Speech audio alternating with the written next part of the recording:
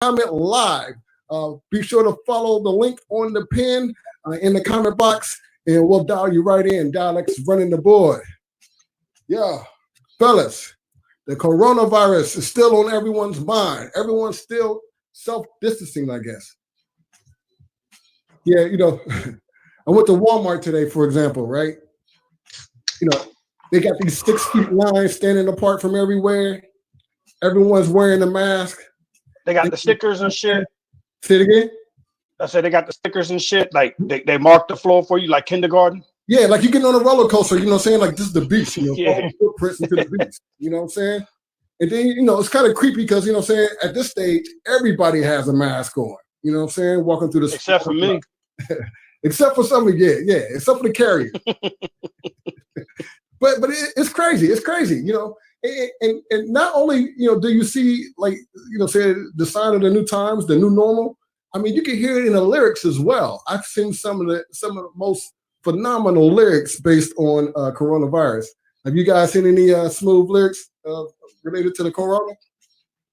Nah, but I'm getting tired of people walking away from me like I stink when I'm walking in public, though.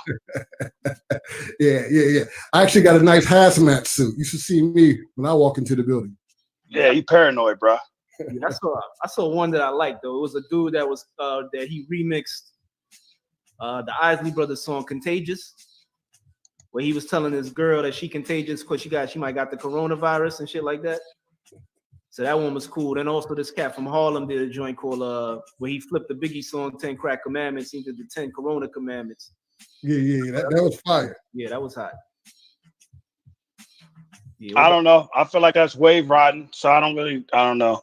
Some people send it to my inbox on my Facebook, and I don't even watch them. It's whatever. Okay. Yeah. David Simon, what's up, Brooklyn? You kind of quiet in there.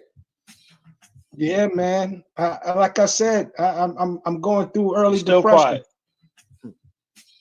You can't hear me? Nah, we hear you, man. Oh. No, I was actually looking at the Facebook and seeing the actual numbers. This is the first time I ever seen the Facebook Live. Oh. And it's a little delay. Yeah, a little bit of a delay. That's right. You know what I'm saying? If you're on live, don't forget you got to mute your TV when you're talking to us. You'll find the address in the pin right there. And don't forget, go ahead and leave a comment. Dialect runs the board. You leave a comment, and your comments will pop up on the screen. And for those of you... How do I repost it? Say it again? Yo, what up, Micah? How do I repost the live stream? So nah, man. There's some new releases that's coming up. What's going on, Rags? All right. Yeah, right. But R.A. the Rugged Man just dropped his All My Heroes Are Dead album. Okay. All right. And I've been listening to a little bit of that. It's a little bit different than what I'm used to hearing from R.A. It's a little more grown, of course, because he was wild back in the day. But he even alludes to some of the mental stuff that he was dealing with, psychiatrists and the whole nine. Okay. Yeah, he seems wild. Juan, what you looking at? Well, I'm about to post the pin and the link for those of you to call in. You know what I'm saying? You know what I'm saying? What's up? Yo, show looks great. Thanks, DJ Rags. Brain. Yeah. So what you're about to see in a moment here is the link in the pin in the comment box. It's just that simple. You click on the link, Dialect will put you into our virtual green room, and we'll pull you right in. Let us know what's on your mind. This is the Hip Hop Citizen live stream around the world. Dialect. What up, Justin? Guys, last week, we had a really big blowout, over close to 100,000 views live. What do y'all think about that? We took calls from all around the world. We saw France, Mozambique. What's up, Mozambique? I don't even know where that is on the map yet. You know what I'm saying? I'd love to go. All around the world. Yeah, the interaction was crazy. It was crazy. I enjoyed it, man. I enjoyed it. Yeah, a lot of what's that? I said shout out to everybody that called in. Yeah, it was pretty epic, man. What's going on, Dave? You down there smiling and everything, bro? How's it going out there in NY? Yeah. It's Lines are now all open. blood. Lines are now open. The pin. Look at the pin in the comment box. If you're following us, are we on YouTube or just Facebook today? What are we on? Just Facebook today. Just Facebook. Oh, it's Facebook. Okay. You know, say next week, be sure we'll be on YouTube and Facebook. But follow the link in the pinned comment box if you're following us on Facebook. Go ahead and call us in. Let us know what's on your mind. Got a great lineup for you and a great show for you today. Yeah, man. Where's R.A. Like I was saying, yeah, I can't really hear Dave. Yeah, what you just said, Dave? Where's the R.A. Rugged Man from? Where's Rugged Man from? What up, Gene? Yeah, I believe he's from NY. Yeah. RA's, yeah, definitely from NY. For sure. What up, New York? Call in. You know what I'm saying? Well represented. I'm about four songs into the project. It's a lot more mature than the usual Rugged Man. I don't know if you guys seen the video for the joint where he's ragging on Tekashi. Yeah, I saw that joint. Oh, is that what that was? Yeah, you saw the video, right, Dave? Yeah, I saw the video. Okay. What did you think of it, man? I know, like, you're not like a big underground hip hop fan. What do you think about that one? What up, Bolo the General? I'd rather not say. Yeah, I just know I go back with R.A. the Rugged Man from back in the 90s. I think he put out a joint that I liked back in the day with Adolf the Assassin, aka Aguilar. Then he had another joint with Sadat X that was fire. And ever since then, I've been a fan, you know. So, and I think too, he's evolved lyrically because when he came out, he was more one of them random rappers that was saying some crazy shit. But now I see like he got better with the flow and everything like that. So I'm definitely feeling this joint right here. I'm definitely gonna check the album out. Interesting. I remember the Assassin going against West Side Gun. That was pretty interesting about a few years back. Justin Moser, yo. Hey, yo, so can we get into that video? Show everybody the new RA video. Yeah. Let me cue that up, man. Y'all get into some of the topics, man, like the governor of Nairobi, Kenya, man, with that putting Hennessy in the Corona packages. Yeah. Yeah, I'll be right back. Let me cue that video up. Yeah, so they were putting up I guess they had coronavirus care packages out in Kenya, and he was sending out Hennessy bottles in the care packages. I mean, I don't see nothing wrong with it. Everybody needs a little libation, you know. Hey, that's how you keep the tax revenue flowing, dude. You know what I'm saying? Yeah. Well, the reason he gave for doing so, he said it was to sterilize the mouth. Oh man, I should have read the notes before, man. But that's good. I did a live because that shit's funny. Yes, that is funny. Oh hell no. But how much Hennessy, I wonder? Hey yo, I don't know. I might have to get rid of these headphones because I can't hear Dave. I hear everybody else. I'm wondering if it's my headphones. Yeah. You know what I'm saying? You sound good, my man. You sound good, 8-7. You know what I'm saying? Yo, can y'all hear? Can you hear Architect 7? Let me see y'all in the comment box. You know what I'm saying? I can't hear Dave right now. Okay. Well, Dave ain't saying shit. When he does say shit, I can't hear him. Not at the moment. Okay.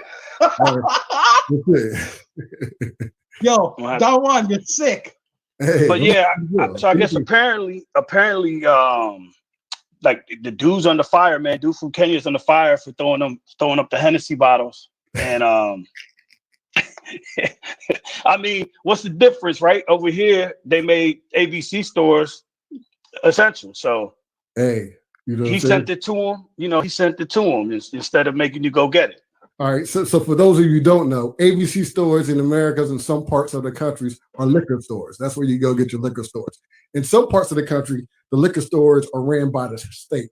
And I think where Architect's calling from, his state, they run the liquor stores. So you're kidding me. I never knew that. Yeah, that's pretty. Yeah, it's different. Different part. Look, for example, in Texas, you can go to a Taco Bell or a taco restaurant and they serve you beer. You know what I'm saying? You'd be like, yo, give me 2 tacos and a beer. You know what I'm saying? Wow. Yeah, and then in Pennsylvania, when we was up in Pennsylvania, you go to the bar just to buy a 6-pack. Yo. Sounds like Brian says everyone comes in good. So Brian doesn't have a dispute. He can hear everyone, sounds like. Thanks, Brian. Fantastic. But did you know that I'm Texas wondering if is it's me, opening man. back I wonder up if it's my Monday? headphones. The video's on mute dialect. Let us know when you're ready. You can go ahead and cue that up. But go ahead and say that again, David Simonism. You were saying something. Here's your audio. I said Monday, Texas is opening back up. Texas, yeah. I'll tell you why. That's funny you mentioned that. In Texas, for the last month or so, we've been averaging about 80, 90 degrees. And I've been wearing those masks. I've been wearing those hazmat suits. And it is it is hot. Okay. I can't see us going into the summer, 100-degree heat with mask on and gloves everywhere when you're sweating. All right. Man, it's all bullshit, man. Listen, Texas did the right thing. I think it's time to open up, you know what I'm saying? Because, hey, what I'm going to do, get the chills in the summer? No, but what are the cases? I haven't heard any documentation of the cases that you guys have. Well, that's why they're not testing people. So that way you don't know, right? Right. It sounds obvious to me. We got to flatten the curve. We don't know what the fuck it is, but let's flatten the curve, right? And at some point, everyone gets it. If you don't die from it, saying you get a little bit of an immunity pass is what I'm told, or what people are talking about. But they say they don't even know how long the immunity lasts. Like, it could go on for the summer, and if there is an rising again of the virus in, say, October, November, they're not sure if your immune system will be still immune to the disease. Or mutate, Hey, all you callers out there, I see you on a live stream. Go ahead and give us a call. Let's make sure it's working. Someone go ahead and break the ice. Give us a call. Make sure that the call-in lines are working clearly. Very nice. Y'all want to jump into this already Rugged Man video? Let's jump into that. You know what I'm saying? Do that right now.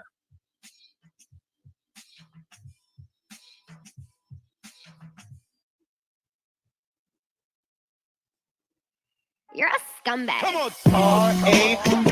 Rugged Man. When I was young, I was a loser. That there's Rugged Man. The lowest. The loser. R.A. Rugged Man. When I was young, I was a loser. That there's Rugged Man. The lowest. Yo. Do I lack a massive hit? Am I a backpacking trick? Am I a rap maverick or just a fat sack of shit? Nothing that the world would ever give to me but negativity. The industry was only interested in getting rid of me. My family snort heroin and smoke pipes. Criminals, biker gangs, drug addicts, low life, sage and orange, homicide, robberies. My life makes Shakespeare tragedies look like Adam Sandler comedies. I need to meditate or medicate. My mental state is never fake. I keep the dead awake, but can I get a break? Controversial, outspoken, hip-hop, Frank Zappa, bad breath, body odor, overweight, stank rapper. I misbehaved a bit, the industry was afraid of it. I couldn't take a shit without lawyers litigating it. He's a misogynist. Hates women. This shit is Oh, toxic. bitch, stop it. I hope your pop get his wallet picked by a pickpocket and your fat mother drown in the puddle of pig vomit. All I cared about was trying to get inside vagina lips and biting tits. I was unstable, fighting, having violent fits. A point I might have missed. More irritating than psoriasis is at the height of this. They tried to hire a psychiatrist. My career fell apart. Taught me how to be humble. Watch the $1.8 million deal crumble. R.A. Rugged Man. I was young, I was a loser. That there's Rugged Man. The loser. The lowest. The loser. The whole motherfucking bullshit I've been through. If a loser like me could do it, so could you.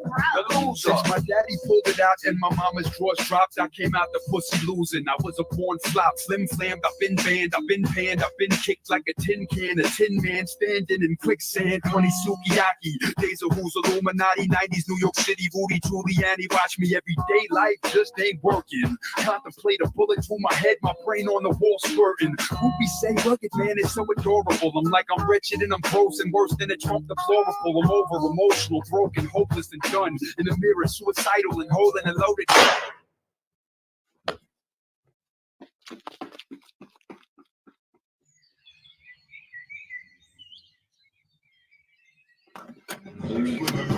Now snap out of it, don't let them win. I shall overcome. I was born to be the king of underground, the chosen one. So I turned it all around and nobody can stop the rise. I make the songs I want to make and I don't ever compromise. I'm a well-known legend, I'm a king of the stage. An analog fella painting in the digital age. And after all the motherfucking bullshit I've been through, if a scumbag like me could do it, then so could you. I was young, I was a loser. That there's rugged man. The loser. The lowest, the loser. All the bullshit shit I've been through. All the motherfucking bullshit I've been through. If a loser like me could do it, so could you. Out the drown, headed down from the eastbound town, found the underground crown, went from down and out clown to having cloud world renowned, pounding pussy by the pound. After all that, and you're still rapping about pussy. Alright, here's a little knowledge that I give to the youth. When your dreams seem impossible, it's not. I'm the proof. I lived the life I wanted. I kept pursuing my passion. They called me a no career having, loser has been. And I toured the world and made millions off of rapping. They said I'd never be successful, but it happened. The purple people eater, meet the witch doctor, big papa, blood sport, kickboxer, fish drop, your Jim Cotter. Some of your morals maybe gotta be missing when you come from a broken family that's poverty stricken. So far as the money, when I'm dead, it's gone. But the music that I make for my fans will live on. Go. I was young, I was a loser.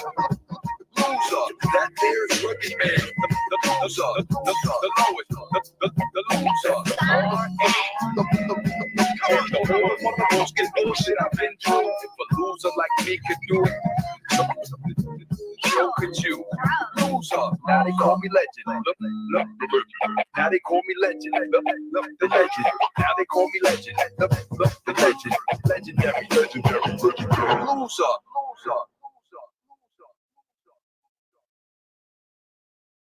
Yeah. Now dialect. All right, so RA the Rugged. All right. What do y'all think? Yeah, I like it, man. Oh yeah. For him being gone so long and him coming back, I think that joint is banging. Yeah. I like it. I like the color. You know what I'm saying? It's definitely part of what the you know what I'm saying, what we're seeing today. You know, in that Tekashi live stream. But you know, how old is he? 50? Who's that? Already the Rugged Man? Yeah. Gotta be up there in age. Close to your age, right? Hey, he's about as old as us. Hey, speak for yourself, buddy. I retired 10 years ago. Hey, man. My girl's 19 years old. Joke. You lucky dog. Joke. Oh, hey, for some odd reason, I didn't take it as a joke. I was like, oh, well, that's Juan. Oh, no. Hey, next subject there. Going back to RA the Rugged Man. What label was he on? I think he started off on Rockets, if I'm not mistaken. Yeah, definitely started out on Rockets. Okay. What y'all think of RA the Rugged Man? Y'all saw the video. What do y'all think in the comment box? They post anything out there? That's right, Grace. Grace Martin. I'll still out rap half of these babies out here anyway. I like that from Grace. Think about that. Only someone named Grace would say something so graceful. Age is just a number. How about that? She must be an R. Kelly fan. No, that's Aaliyah. So you're R. Kelly fan, Grace? But now, that's what happened on the Hip Hop Citizen live stream. You make a comment and you'll say it's all fair game. That's probably why. Hey, anyone can get it. Anyone can get it. Anyone can get it. I hear a hashtag coming. Yo, Bolo the General, what's up, homie? Call in, bro. You did a good thing with that 30 for 30, man. That 10 for 10.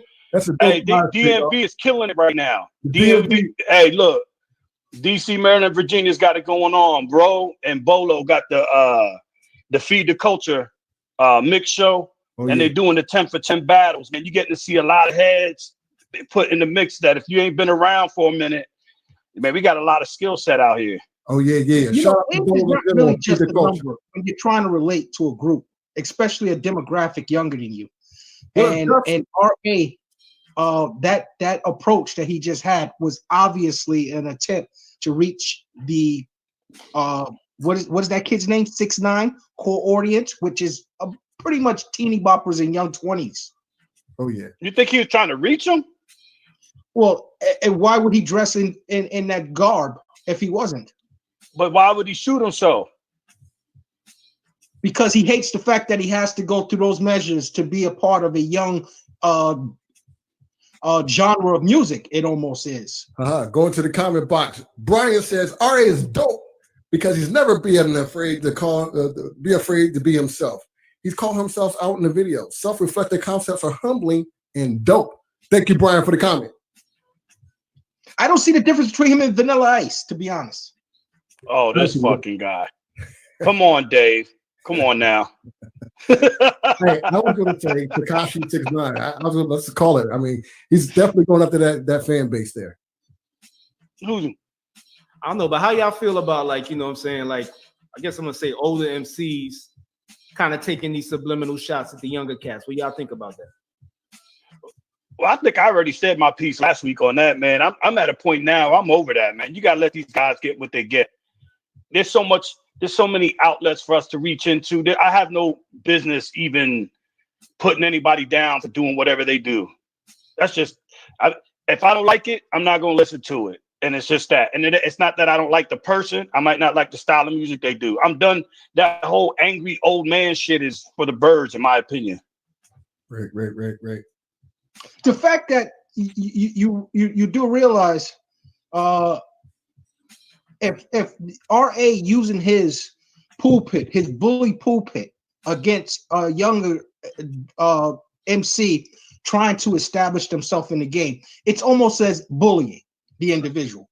Okay, now 6ix9ine, I'm not here to defend 6ix9ine because I don't believe in his tactics of doing all of his street music, and then when things got hot, he was willing to rat his friends out. So I'm not but here hold to up. So you can look at that a couple different ways, because I don't know about you, but the heads that I've grown up with, they would have never grabbed a kid that had no business in that street life and propped him up and did what they did around him and left themselves vulnerable to be exposed to that. So they kind of. No, I agree with you that they had poor judgment. But B, with their poor judgment, they were trying to be businessmen in a way, and he was a business. And the fact that that he couldn't adapt to what they were trying to do, it shows limitation in his ability as well as theirs in their judgment. I agree, but still, the RA guy, he shouldn't be picking on no one that's almost 30 to 40 years younger than him, in my opinion. Hey, so going back to the comment box, Tanya Gomez made a comment that says, "Sound like the old Eminem." You guys agree to that? I didn't see that. No, I said Vanilla Ice. I think it does have the old raucous Eminem feel. I kind of can agree to that. I definitely. Go ahead. I definitely. No, go ahead, man. I definitely think the video, it was kind of like old school Eminem, like the real Slim Shady. My name is when he goes back to dressing up like different characters and poking fun of them, like, you know, when Eminem would dress up like Marilyn Manson, Christina Aguilera. Yeah, Christina Aguilera and all of that. So I think it was kind of like reminiscent of that. Yeah, I could see that. But I don't know that. I think it was all kind of a gesture, like being a jester, you know what I'm saying? In that particular video. Yeah. Come on, as an old head, you know that there was some hilarity in it, man. It was kind of funny. Yo, shout out to B. I want to get a hold of Bert's money, man. Tell Bert to call in. I had to get that out there. Is that where the rap music is going? Or is that a genre of rap music that I don't know about, that is a comical version of rap music? That's always been there, I think. Yeah. Oh, yeah. I mean, the first Grammy went to Will Smith. I was just about to say Will Smith was the first one I was going to bring up. Yeah. I mean, come on. Yeah, parents just don't understand. Girls in the world. But Will Smith was a child. He was a kid. This is a grown man here. Right, that was Weird Al Yankovic. And his skill set came off as a grown man. Yeah.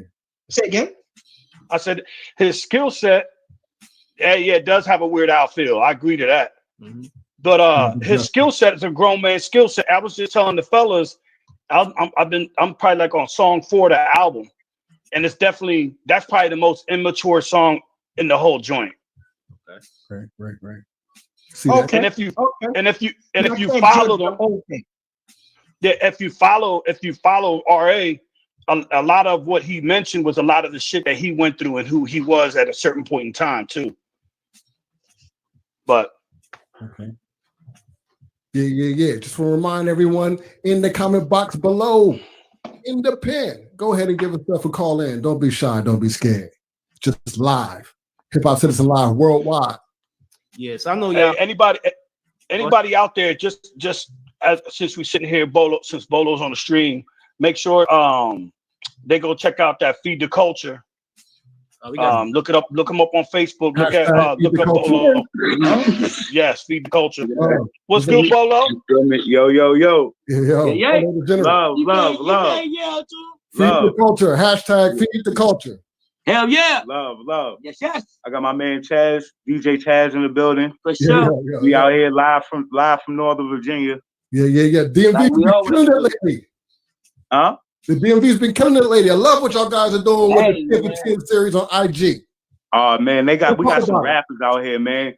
You know what I'm saying? We got rappers. Whole lot of talent. And I just want to chime in a little bit about that RA, that dude, man. You gotta expose stuff like that. Royce did it too. Royce exposed a young boy. You seen that video Royce just put out with who was it? Who was on that feature? Yeah, it was the Griselda nigga, the Fly God. Yeah. You know what I mean? Westside. I think he did that with Westside, right? He exposed 6ix9ine. So you know what I mean? That shit need to be, you know what I mean, said. Just keep it at that. Yeah. You know what I mean? We can't have them infiltrating our game. You feel me? I'm a hip hop citizen too. You feel me? Word. But yeah, definitely. I appreciate y'all fellas, man. I see what y'all doing. This is real live. Make sure y'all check out Feed the Culture. Hit hashtag Feed the Culture. We get a banner up on that one for you, Dialect, or for both. Yeah.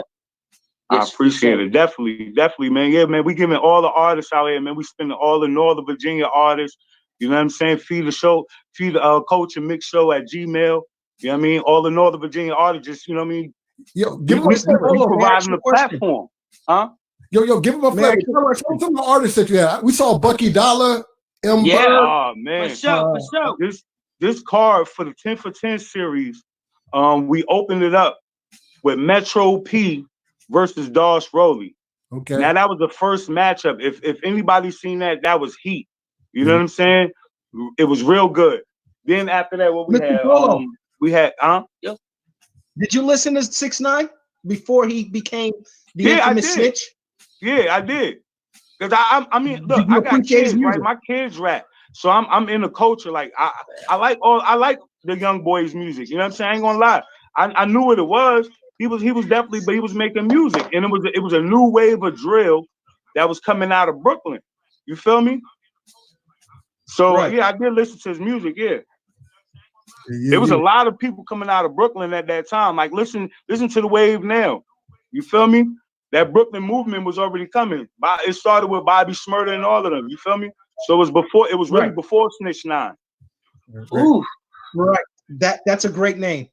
That's the name. Give it. I would toast to that one. Hey, Bolo, how was the call in, bro? I mean, was the call in simple? You know, was it easy? Oh yeah, man. Yo, it definitely was, man. There you go. I'm digging it. Yeah, I feel you. Yeah. So there it is. It's in the pin in the comment box. All you got to do is just call in, hit the link right there. Bolo the General himself. Feed the culture. More or less. I just want to give a big shout out to my wife, one of the dopest rappers ever in there, Tanya Gomez. She in there. She spit live, real hard body. Lady Nick. Oh, you already know. You already know the days. Big shout out to Architect. Hey, Architect, we got that motherfucking next week. We got K Beta versus Born Unique. Shit. On the 10 for 10 series. We talking about some hip hop artists, some original boom bap hip hop artists. K Beta versus Born Unique, bro. That joint is gonna be fire on Sunday. No, it's Sunday. Hey, yo, Bolo. I was watching the stream earlier, the recap that y'all did. I'm gonna tell you, my favorite one was the Shane Bang joint. Why is that? It was hard, man. Like, man, the back and forth was crazy to me. That was my favorite one. I feel you. It was the hardest one, man. They brought the whole city out, bro. Like this movement ain't like, I have not heard this much good music in Northern Virginia since 8 Mile came out. You feel me? Like everybody was battling. Everybody wanted to really bring out music. That was the last time since 2001 I had not seen this vibe, bro. You know what I mean? But now, you know what I mean? You got the artists coming in there and they bringing out heat, bro. You know what I mean? They really bringing some real stuff to the table. I guarantee all of y'all will be impressed. You know what I mean? When we did it, we got 100 tracks in like 2 days, bro. And I was like, and they was all fire. It was unbelievable. I was like, oh, all these motherfuckers been holding on this music, but didn't have a platform. You feel me? And that's why we went to the culture. You feel me? What's the platform? Hey, man, just getting them out there like every week. Right now, every week, feed the culture. Every week we going live Friday at 9. You know what I mean? Do it for an hour. I mean, 9:30 on Facebook Live. Hashtag on the Facebook, on the book. You know what I'm saying? Feed the culture. I feel you, yeah. You know what I'm saying? I don't know how to do this. Yeah. You know, Virginia for a long time has been bringing heat. I mean, there was at least a decade, at least, where Virginia was carrying hip hop. So the vibe is still there. That love is still there. That heat is still there in VA. It is. And it's different, you know what I mean? Like, you know, it's different because, you know, we all claim ourselves DMV. But you know what I'm saying? It's all different music coming out of there. And Virginia's a big old melting pot. You know what I'm saying? Like I said, man, we got one of the dopest rappers from out there with Architect at, you know what I mean? Born Unique. You feel me? One of the dopest ones. And you know what I mean? Spitting fire. Shout out to the Grind Lords. Yeah, Born Unique and the Grind Lords, that Pete Twist production. Pete Twist. Shout out. Big shout out to Sound Room. You know what I mean? They in the dungeon and they be cooking it up. So you know what I mean? That's part of Northern Virginia too. Yeah. Your dialect and David, you might not know this, but Born Unique has a collab with Jay Royale. Jay Royale has collabs with Griselda. I mean, the connection is deep with Born Unique. Do you spit bolo? Man, a little bit, not no more. You know what I mean? I got some sons that spin. I'd rather, you know, put that talent to them and do features and shit. You know what I mean? I love it. It's all for the culture. I'm gonna get back, huh? I feel you. If you don't mind me asking, how old are you? Oh, I'm 39. Yeah. Okay. You are listening to HIPHOPCITIZEN. And you ready to retire? I hear you. Nah, I ain't ready to retire. Hey, look, I ain't ready to retire because you know why? It's all for the culture. We all in it. Yeah, you know what I mean? Like I said, I got my sons. Big shout out to Jay Alpha. You know what I mean? My oldest boy, 21, got the fire video. We just dropped that joint. He dropped the safe. I like that. My youngest son just got up on the mic, 703K.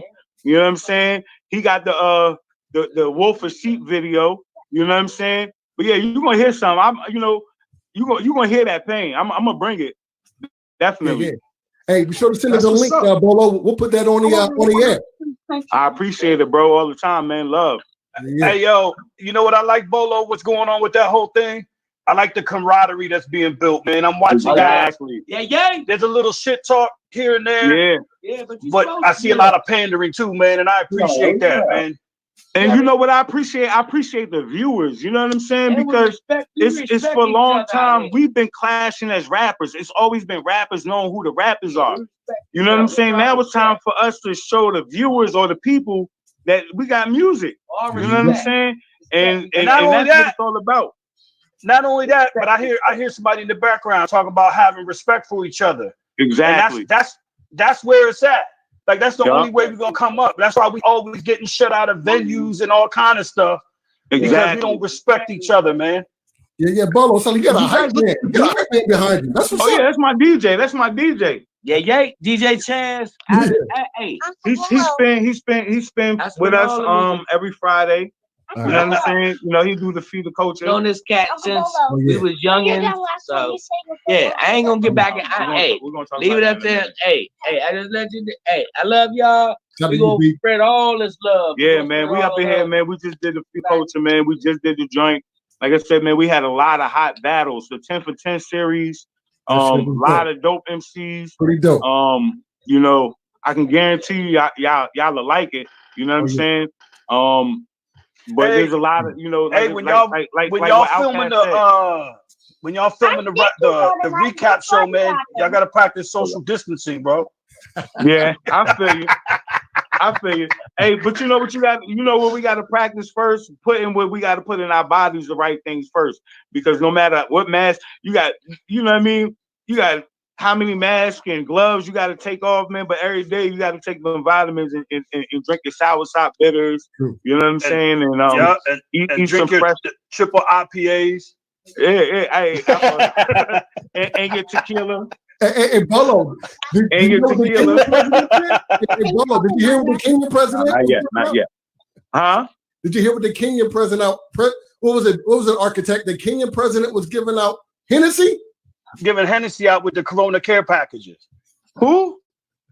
The Kenya. The leader of Kenya was. Oh wow. The Kenyan government. He was shipping Hennessy out with the Corona packages. What do you think about that? What do you think about that? That's wicked.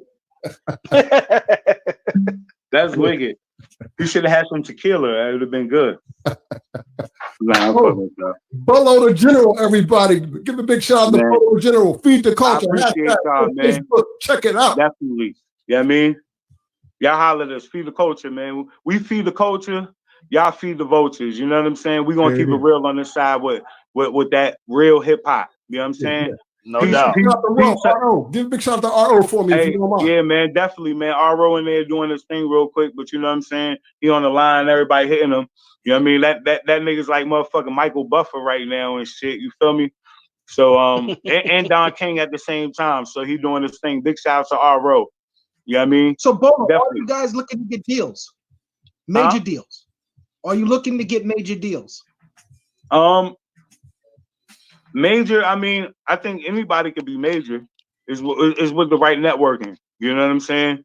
We're just trying to network with the right people, build this infrastructure, man. And it's like I'm telling you, this been coming out just really like hey, architect, you know, it's like the last 2 weeks, 2 to 3 weeks. You know what I'm saying? Everybody, you know, a lot of people, for one thing, I'm gonna say this coronavirus brought all of us together and it brought us apart too. There you go. But it was a blessing. You know what I'm saying? Because, you know, you had the blessings to be around your family for a long time. You know what I mean? And it brought out, you know, people a new wave of how we are putting our music out. There you go. So if you're not getting hip to it, y'all better get hip to it. Yeah, you talk about it's a new wave. Sorry about that, Bolo. You talk about major deals there. I see a major deal in the near future. You got J Alpha behind you. So, hey, man. You know what I'm saying? You talking about major deals. I like what you're doing with J Alpha. You know what I'm saying? You know what we're really focusing on. It was a large practice is artist development. There you go. You know what I mean? It's a large practice, like, and that's why you have those snitch nines, and you know you got the wrong people behind them, and they put in, you know what I mean? They put a battery pack in a ticking time bomb. Nah, man, they not developing the artists, you know what I mean? The right way. So, huh? That's called A&R? Yeah, it's called A&R, and that's what they used to do. Like, that's a grassroots. Yeah, you talking about A&R, yeah. You know what I mean? Yeah. Hey, but look, I'm gonna get with y'all. I gotta link my phone up. You know what I mean? Get busy with the homies real quick. But man, I appreciate y'all, man, real quick, yo, for real. It's all love. Hey, Bolo, we gonna talk, bro. All right, my G. All right, man. Love. Peace. Yeah. Talking about you gotta wait. Bolo the General, everybody. Feed the culture. Hashtag feed the culture. You know what I'm saying? What was that? I like that tagline. You know what I'm saying? They feed the culture. You feed the vultures. Catch them on the live stream. A great 10 for 10, 30 for 30 battle on IG. So one night we have to do a review of one of those battles, one of the best battles that they have. Oh yeah. You know, I saw Bucky Dollar up against Maurice. I thought that was a pretty good take. You know what I'm saying? It was pretty dope. You know what I'm saying? I think they artists in the true sense. Those guys. Oh yeah. You know, and you're talking about Maurice. Maurice had a classic viral hit. You may have seen his videos on YouTube. Shout out to Maurice, and of course Bucky Dollar. You know what I'm saying? You know, we're a big fan of Bucky Dollar here at Hip Hop Citizen. Shout out to Bucky Dollar. Yeah. Hey, yo. Yeah. Shout out to Interstate Bucky. Snake. Bird. Hey, so a good segue into the one of the next videos. You got that joint queued up, the Born Unique dialect? Now I'm about to get it queued up. I was just, since we were on the topic of battles, I don't know if you guys caught the news earlier this week when I guess Swiss and Fat Joe on a live call. And Fat Joe was talking to Ja Rule, and Ja Rule said he's up for battling 50 Cent. It's not going to happen. No. 50 is way too big to be battling. 50's too clever to battle Ja Rule. Why would he give him that? Why would he give him a check? Yeah, then they went through the whole back and forth with 50 put up a sign showing Ja Rule, I guess his face on like a homeless dude saying, "We'll battle 50 Cent for attention." Yeah. And then Ja Rule clapped back. See, that's what 50's about. 50's about a couple of memes and moving on. He's got bigger business and bigger fish per se to fry.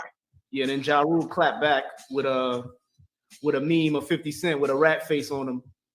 Then he called him Curtis Ratson. Yeah, what you forgot about the 50 Cent meme was that he also put in there the Fire Festival. The 5.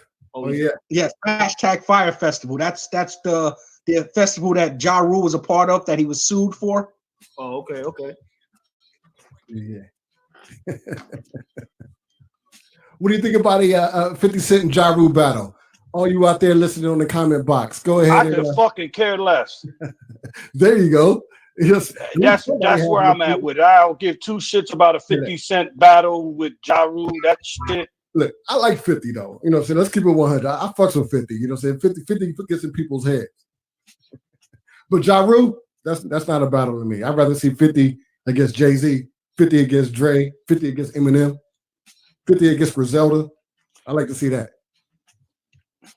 Oh no, that's no contest. 50 against Griselda. Where are you coming from? Yeah, G Unit annihilate that group. Say that again. G annihilate Griselda. Absolutely. I think maybe off of beats, but I don't know about lyrically. Lyrically, I don't think they're messing. They are not messing with Griselda. What? I think no way. Yeah, I agree with Griselda. Hold on. No way. Let me get this straight. You saying that 50 Cent will smash Griselda? I'm saying G Unit will handle Griselda. No. Hey, who's watching, man? Somebody call in and straighten Dave out. Yeah. Dave. I don't know Brooklyn. Young Brooklyn. I don't know young Dave. Dave went way left field on me, man. Come on, bro. Okay. I just don't remember the history of the G Unit. There was a time where there was nothing moving. I remember the beats for G Unit. Griselda's I remember the beats. They have never reached that plateau. Well, they're just starting out too, though. Hold on. Excuse me. In comparison, I get Game as well? Can I get Game in G Unit as well? That might be the only one that I say I put in there with them. Everybody else, yeah. Shout out to Warner Brothers. Warner Brothers just sent us a link saying, "Hey, they don't like what we're doing." I don't know why. What did they say? They say, "Hey, they don't like it. They don't like our live stream." What the fuck? What's up with Warner Brothers? Warner Brothers, you watching? The company? Yeah. I just got an email right on the live stream, came across my screen. Is R.A. Rug on Warner Brothers? Yeah. Is R.A. Rugged on Warner Brothers? Is that what's going on? Well, then take the shit off YouTube, damn it. Oh, damn, that's fucked up. You know what I'm saying? We ain't know. You know what I'm saying? I thought, shit. It's Warner Brothers. Crazy. Hey, tell Warner Brothers we're fucking helping them. Yeah, live stream. Warner Brothers is watching everybody. They don't like it. Yeah, we're helping you. Warner Brothers is hating on us. Brooklyn's own Lloyd Banks. Hold up. Brooklyn's own says Lloyd Banks will eat anybody on Griselda. Lloyd Banks. Oh, cut it out.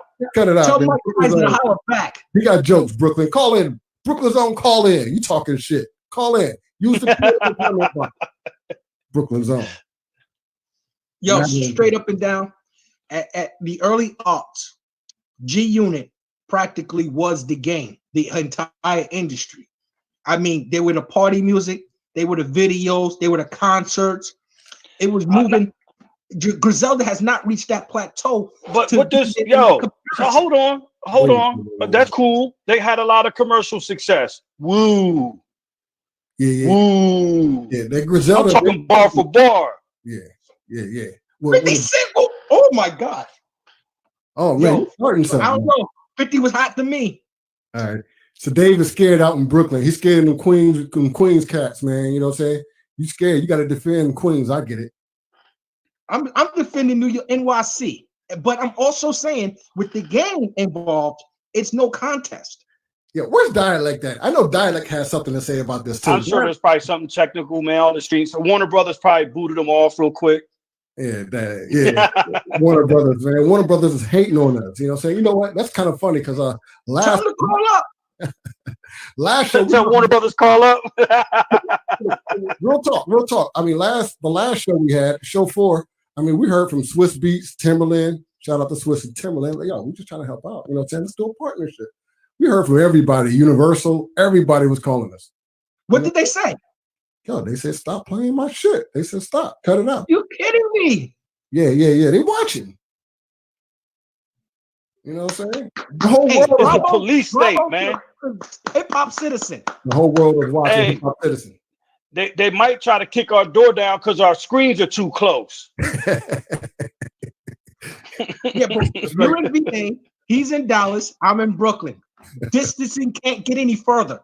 Yeah, but they might take that shit virtual and say because the screens is too close. Yeah. We had Archie call in last week from Trinidad and Tobago. You know what I'm saying? Shout out to our Trini people, our Trini followers. You know what I'm saying? We love Trini. You know what I'm saying? Big up. Yeah. We also heard from James O out of Albuquerque.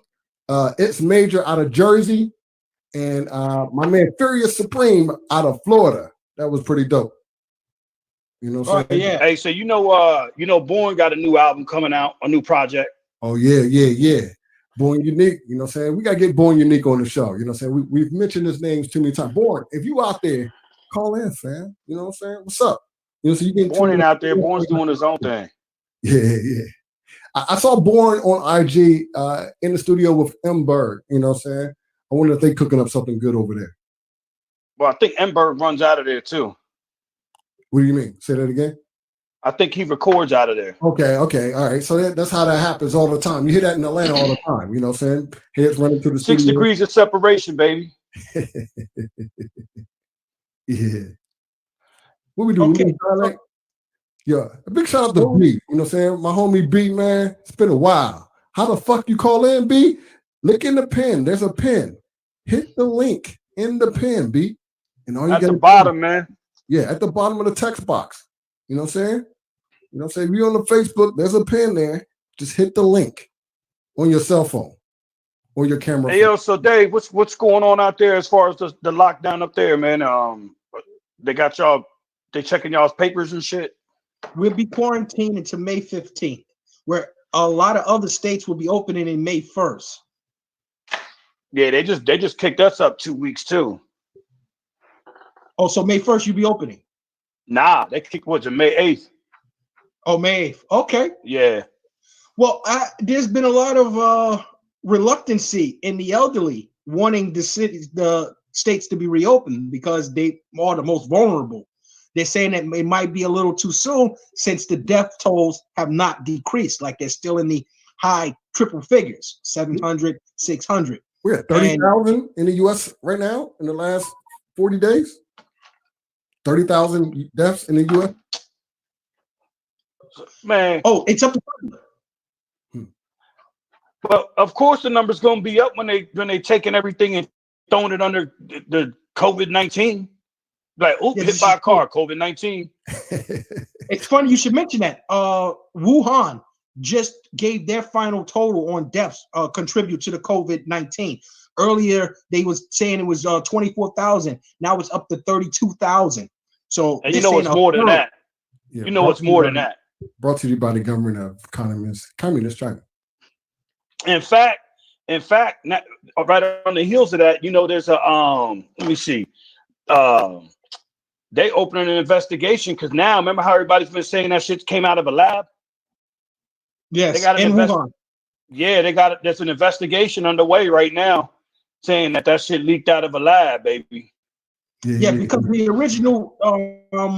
original idea was that it came from a wet market in China where a man was eating bat or someone was eating bat.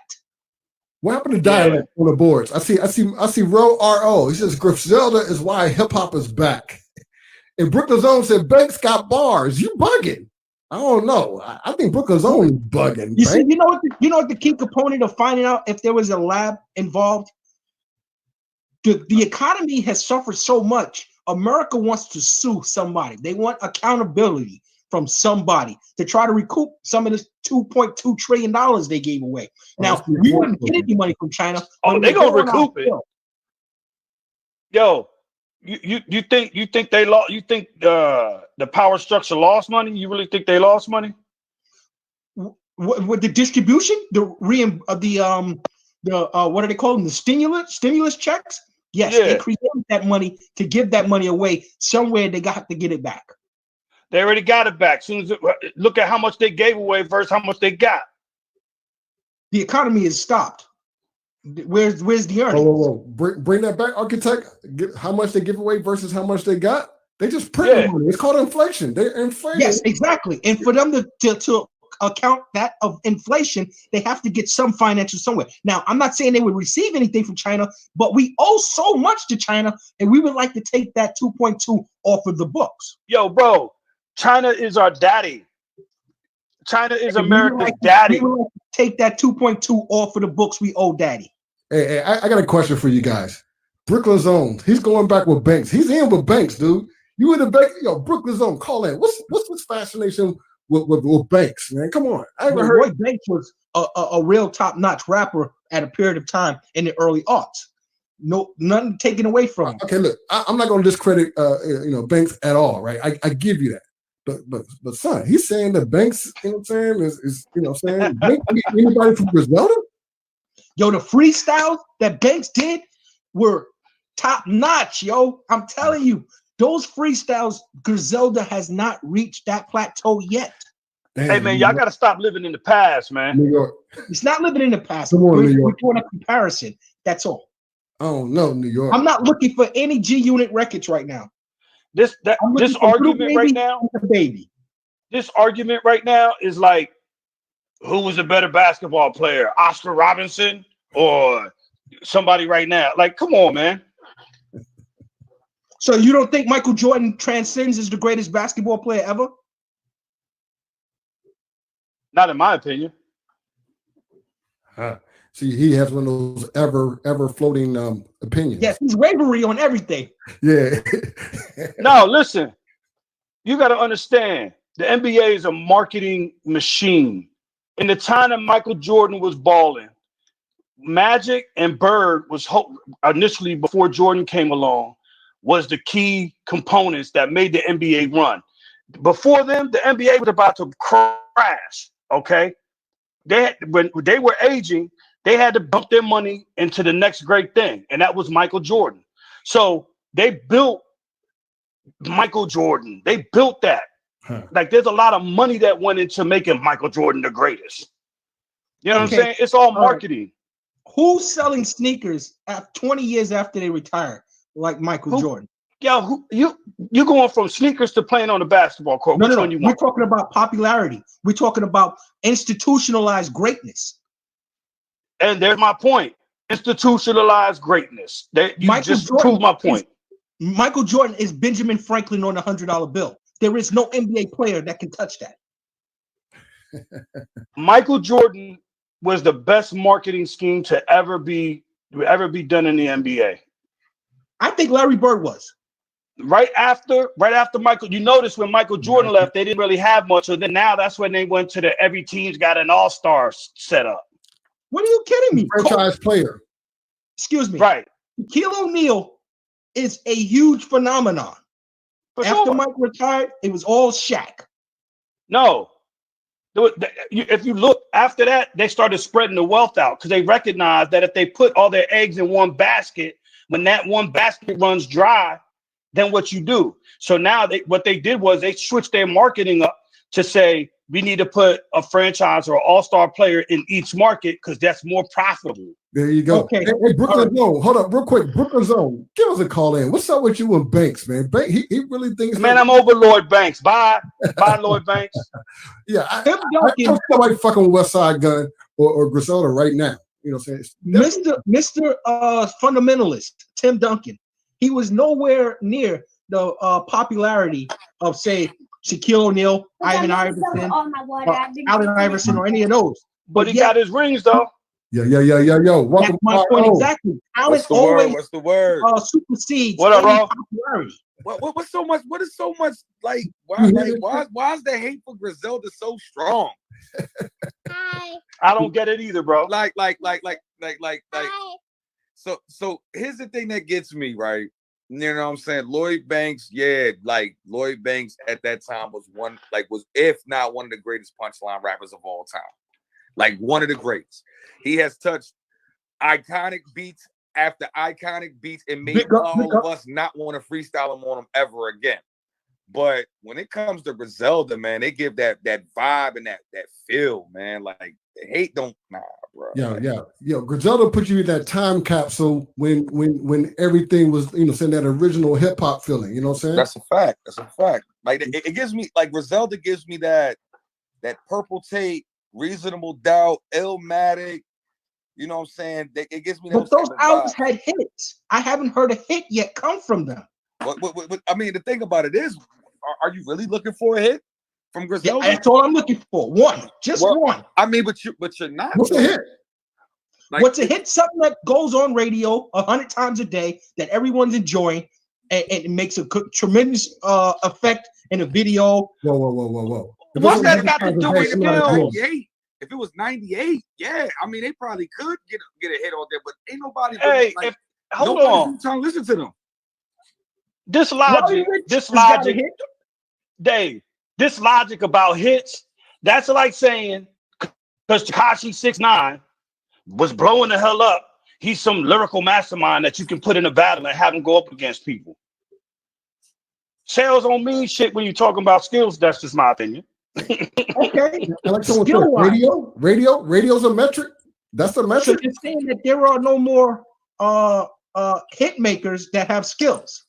No, there's no more. Like you gotta think about it. At the end of the day, it's like when you look at like me personally, like I grew up, I'm an 80s baby. So all the 90s rap, early 2000s, late 2000s to what we got now, I witnessed it. And I think, you know what I'm saying? Like what Griselda brings to the table, it brings it back to golden era.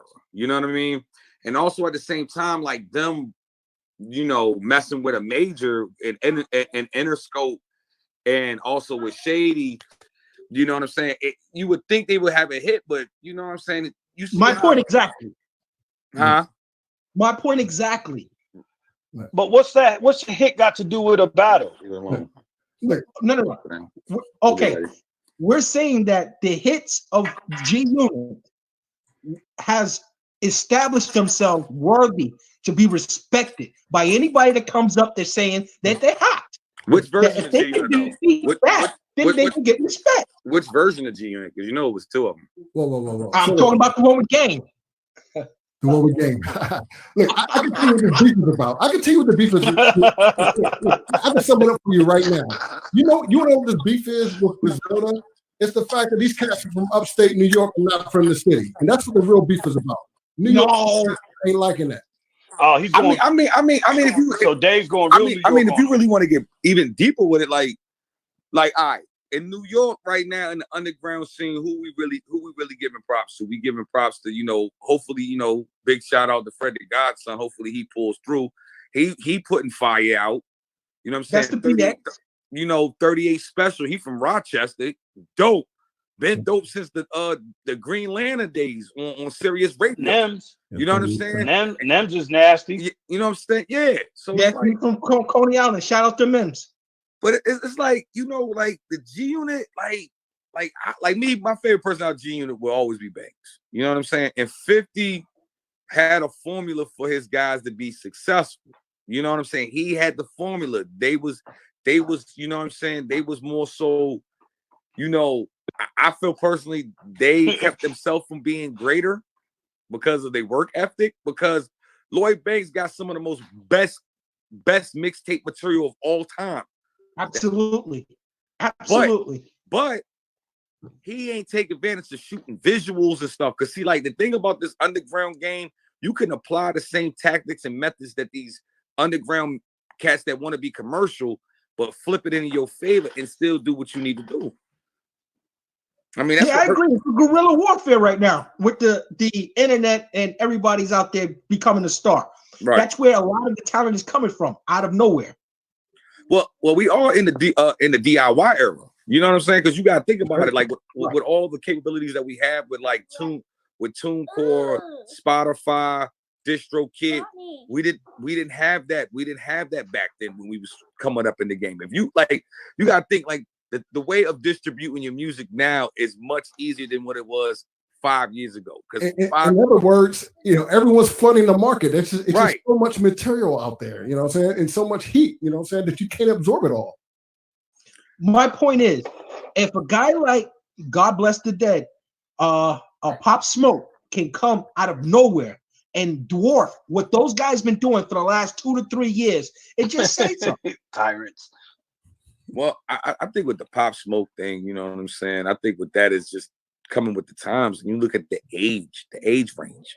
You know what I'm saying? You gotta look at the age. Like, it's more the age. Like, and see, we gotta stop putting this age thing when it comes to hip hop. Like, you got YouTube, not YouTube, Aerosmith, all them old groups touring, putting records until they fossil fuel, like 69, 72. Why does our genre gotta have an age limit on it? You know what I'm saying? The only age limit I have is if when R.A. Rugged is making a new song and he's directing it towards a little guy like 6ix9ine. Again, I'm not here to defend 6ix9ine. I'm just saying it seems like bully. But 6ix9ine, but here's the thing with the 6ix9ine thing, and anybody that goes by the morals and the principles, and you don't really got to be a person that's outside in the streets, or you just got to be a real man. You know what I'm saying? And we got to, and we got to understand that not we, but just people that we're directing this towards, that what he did was not proper protocol. That was not in part of the game at all. You're not gonna everybody's gonna pick on 6ix9ine because everybody knows if he's home already or when he gets released or whatever, these people not gonna give a fuck. Sorry for cussing, but these folks ain't gonna give a rat's ass about if he snitched or not. Like rat's ass. Like when we was growing up, let us found out that Biggie Small snitched, or Tupac snitched, or Nas, or I give you one better, or if Tribe Called Quest had some wild stuff going on with them. You know what I'm saying? Right. Like it's Shimura, Bobby Shimura could have been home far earlier than what he was. But keep his man from doing 12. Rowdy. Yeah, and that's 12. A fact, and that's honorable. And that's why when he comes home, New York is his. That's right. Yeah. Big up about the Smurda. We all talking about 6ix9ine, but why not nobody giving props to Bobby Smurda? We just did. Bobby Smurda. Chill, man. Yeah. Hey, bro, I forgot to give you the proper introduction. We spoke to Bolo earlier about the culture. You know, saying congratulations. You know, saying the 10 for 10. That was really something to see, man. We appreciate feeding the culture. I appreciate y'all, man. I appreciate the platform that y'all doing as well, man. I think the thing with Feed the Culture that kind of I'll be honest with you, that thing just came out of thin air. You know what I'm saying? It was something that we was just talking about one day, like, yo, we just gonna pull up to the crib, spin some records, go live with it. You know what I'm saying? And the thing about it is that we have so much of rapport with the artists, and it makes us feel honored but humbled that the artists would trust us with their content and music for us to spin it on a live. There you go. And the first night we did it, you know, we was, you know, this was when the first the whole quarantine thing was trying to strap down. We did about a good 1.5, you know what I'm saying, 1.5K. And then we just kept it moving and moving from there. And I think the objective for the culture and even what you have with the platform with the HIPHOPCITIZEN, I think it's like we have all been students of the game. We've all understood. We all did the studies of what makes this hip hop thing goes round. And I think for us, when people look at our platforms, you know, when they look at our platforms that we're trying to get out, it might not be all the bells and whistles that people want coming into this game. And what I try to tell these artists, because I'm an artist myself, but what I try to tell the young and up and coming ones, it's like, yo, you can't cheat. You cannot skip certain levels in this game. So if somebody's giving you if someone's giving you a platform to express it or to showcase your music or your lyrical capabilities or just your nature or knowledge on the game, never bypass it, because you never know who'll be watching. You know what I mean?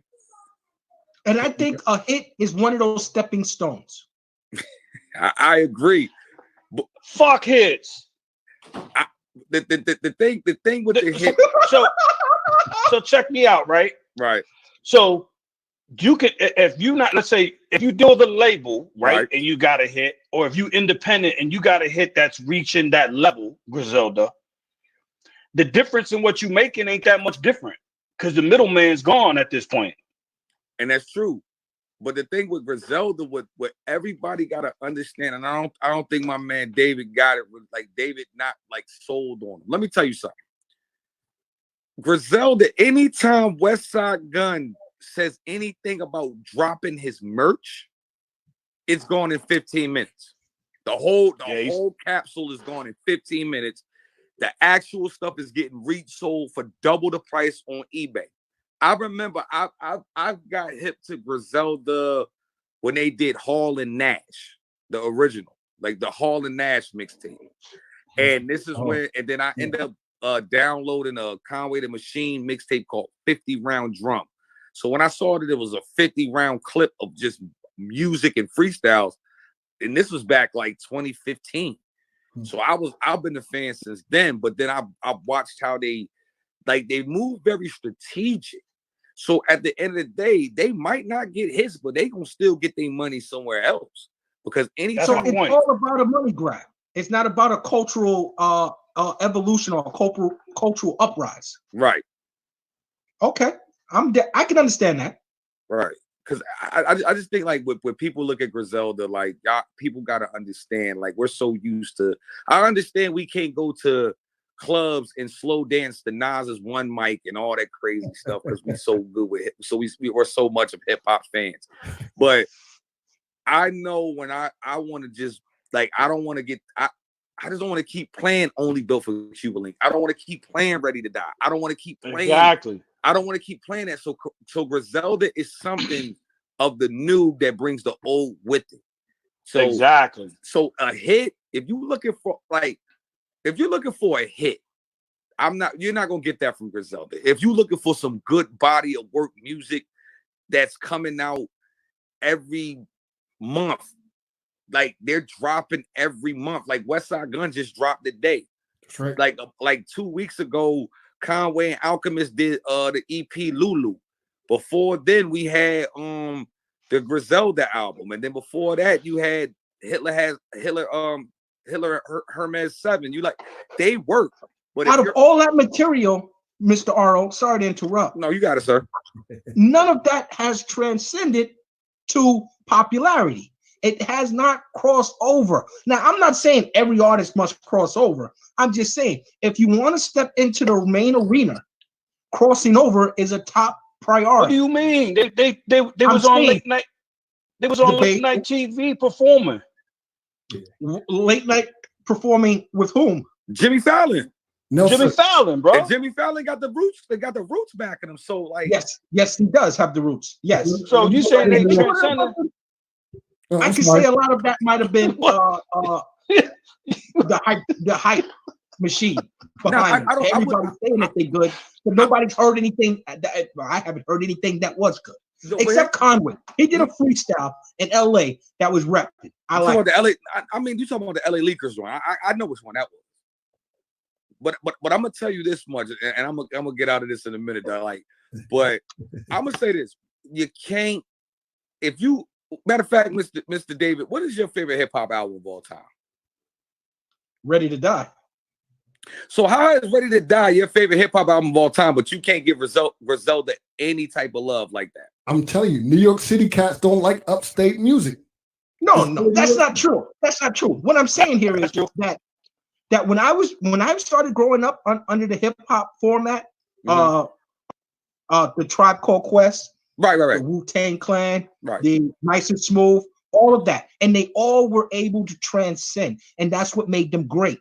Griselda is putting out a bunch of music, but it's not able to grab beyond their core audience. Like it's a different era, bro. If Griselda, you got the Baby, you got Little Baby, you got Rowdy Rich, you have. Why are you worried about what's on the radio? You got, but no. We're talking about hits. But here's the thing, I'm not expecting. All right, so radio just play hits. Let me ask you a question. When the Locks first came out, the Bad Boy, was you expecting hits? No. The Locks made their music on underground. That joint with Puff Daddy, that mixtape was hot. That's what made the Warlocks. Yeah, but the thing about it is, after if you think I'm jiggy, after that they went hood. They still was getting hits. Call in, Sherry. Call in, Sherry. Yes, you can call in. They was getting hits after, and they still kept it gutter. Like We Are the Streets might be one of the best group albums of all time. You know what I'm saying? Everywhere we go, people wanna know. I totally agree that that was Sheik the Locks that was Sheik Luke. Yeah, you know what I'm saying. But whatever. But you gotta listen. What would sell you on Griselda? I'm gonna say this, and like I said, I'm about to get up out of here.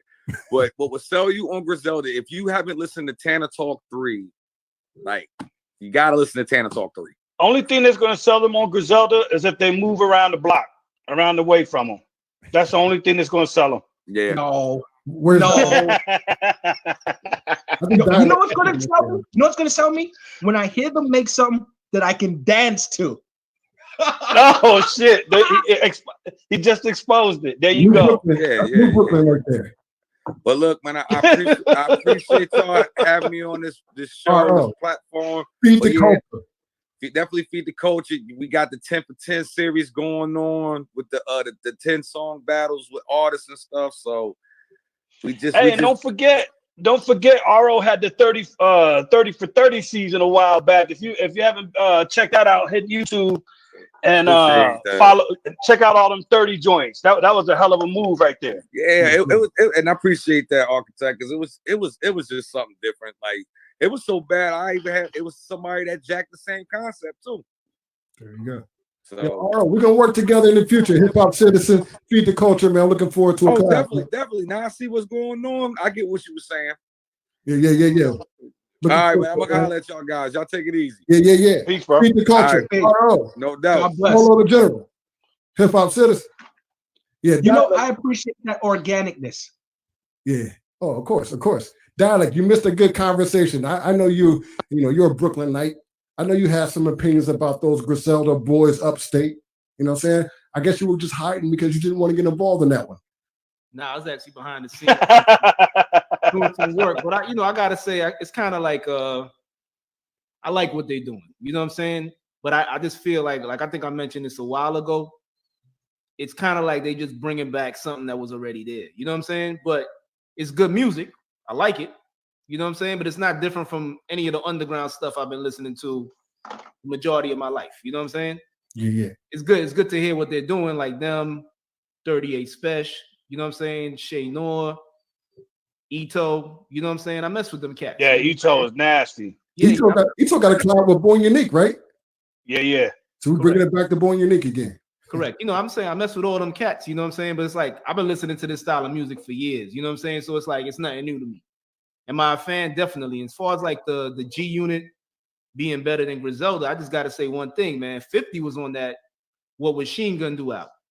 You know what I'm saying? So your boy 50 Cent is a fan. So that speaks volumes right there. Right. Listen, like I said, those guys, they have a core audience. They have their fan base. What I'm saying is, until they elevate beyond that and they get on the pantheon of some one hit, just one that goes transcends from New York all over the world, and they can tour off of it, then I would appreciate their music. Until then, they're just an underground act still trying to make it in my eyes. Yeah, and I just, as far man, as you tough, Dave. You tough, bro. You gotta lighten up, man. We gotta get. It's the coronavirus around Brooklyn right now. We gotta get you some CBD, something, bro. We got relieve that stress, homie. Amazing. Hey, yo. So speaking of NY, and we talking about the hip hop. Y'all familiar with Milano Constantine? I've heard of Milano. Yeah. I follow Milano Constantine. That's a digging in the crates artist. How about David Bars? Oh, okay. When you said the Constantine threw me off. I know Milano. I know Milano. David Bars. Yeah, Milano Constantine and David Bars coming out of that digging in the crates camp, bro. DITC, yo, shout out to them. Been following David Bars for a while. I love DITC. Yeah. Well, yo, if you ask me, that's where I'm gonna go all day. Yeah. Secretly, we've been working with David Barr's team behind the scenes. We're gonna get David Barr's on the show. We've been working David Barr. See what I'm saying? You know what I'm saying? Yo, we be talking, man. Come on. That's what's up. Hey, so y'all seen that that fucking article where the police department was telling people they got to wear clothes in public? Yeah, I read that article. What kind of clothes? Yeah, clothes, bro. Clothes. Pants, shirt. Well, no pants, no shirt, no service. In Maryland, apparently some cats be going out to check their mail with their drawers, nothing else on. Yes, so I did hear that. Dig it in the up to you, Sherry. What's up? There's a comment in the box for digging in the crates for digging in them cakes. Call in, Charlie. You sound like a personality right there. Won't you call in? She said digging in them cakes. Digging in them cakes. You sound like a personality. Yeah. Call in, Charlie. That's like a porn company. There is some sort of theory that psychologically we're going to be affected by this coronavirus more than maybe we will be physically, because with all of the death tolls and all of the fear and phobias of death right around the corner, you're going to have people doing things that just they're not thinking. Wearing pants and shirts is just I'm going to do something to let people know I'm still alive and I'm feeling good. Can I make a prediction real quick? I can tell you in a couple of years, picking your nose will be a class 1 felony. It might be. If you're going to shake hands. It might already be somewhere. Yeah. Touch a pole in a train station or bus. And sneezing is going to be a misdemeanor. You know what I'm saying? And coughing on somebody and get you fucked up. So now, hey, Dave, to your point, I was saying that today on one of my posts. I was telling people, like, I keep hearing everybody say, man, after this Rona, we got to get together and do X, Y, Z. And I'm like, bro, this shit ain't going to be the same. Yeah. For the ones that's wearing hazmat suits and masks and shit, you know what I'm saying? I got mine. They not going to be able to cope, bro. It's going to be, they'll have to go to therapy, homie. I got a space suit. People suffer from that phobia already of germ phobia and things like that. Those people might not leave their homes. Yeah. I'm in Texas, and Texas is one of those states where they believe in, states' rights, man. If you don't want to work, fuck it, stay home. There's guys driving around in pickups talking about their cleaning service. You know what I'm saying? So there's guys out here who don't give a fudge, and they're willing to. You think we're going to get $2,000? You think we're going to get $2,000 a month from the government? No. Look. Well, then we're going to have to go to work. We're going to have to go to work. Look, here's my take on this. You might get the check, but the problem is that the bill collectors will get you first. Man, listen. Everybody's like, yeah. Oh, we're gonna get these checks. Okay, keep thinking there's nothing written in small print that's gonna get your ass. Keep thinking that shit's just free. The eviction will get you first before you get that check. So then we're gonna have to go to work. Then we're gonna have to interact and relate to people again. And if that's the case, we're gonna need a vaccine. Look, what's bad. Oh, don't go down the vaccine road. They got a lot of heads going on that. Look, what's bad. You know what's bad when Mexico says they don't want Americans crossing into their borders. And they closed down Canada too, right? You can't even cross into Canada. They're like, fuck that. We don't want no Americans. I mean, that's how bad it's getting. You know what I'm saying? In fact, they're gonna put they're gonna put a notice on your passport that says that, hey, you had the virus, or I mean, come on, this is what happened. The HIPAA laws are gone. Hey, look, bro.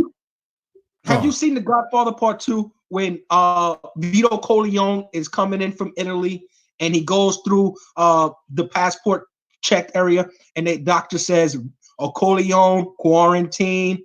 That's where we are now. Wherever we go to another country, we may be quarantined before we can do our business, conduct our business. Hey, don't get me started because all this shit's been written. Yeah, well, yeah. All this shit's been written. If you don't know what's going on right now, I don't know what to tell you. If it's been written, what's going to happen next? It already started happening. Hey, check me out.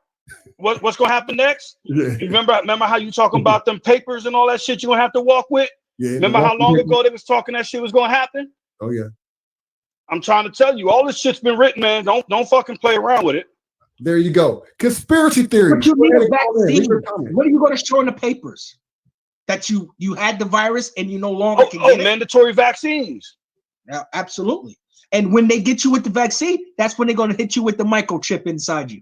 They're going to put it right in your ass. Biometrics is coming. They're going to put the chip right in your ass. Well, hold on.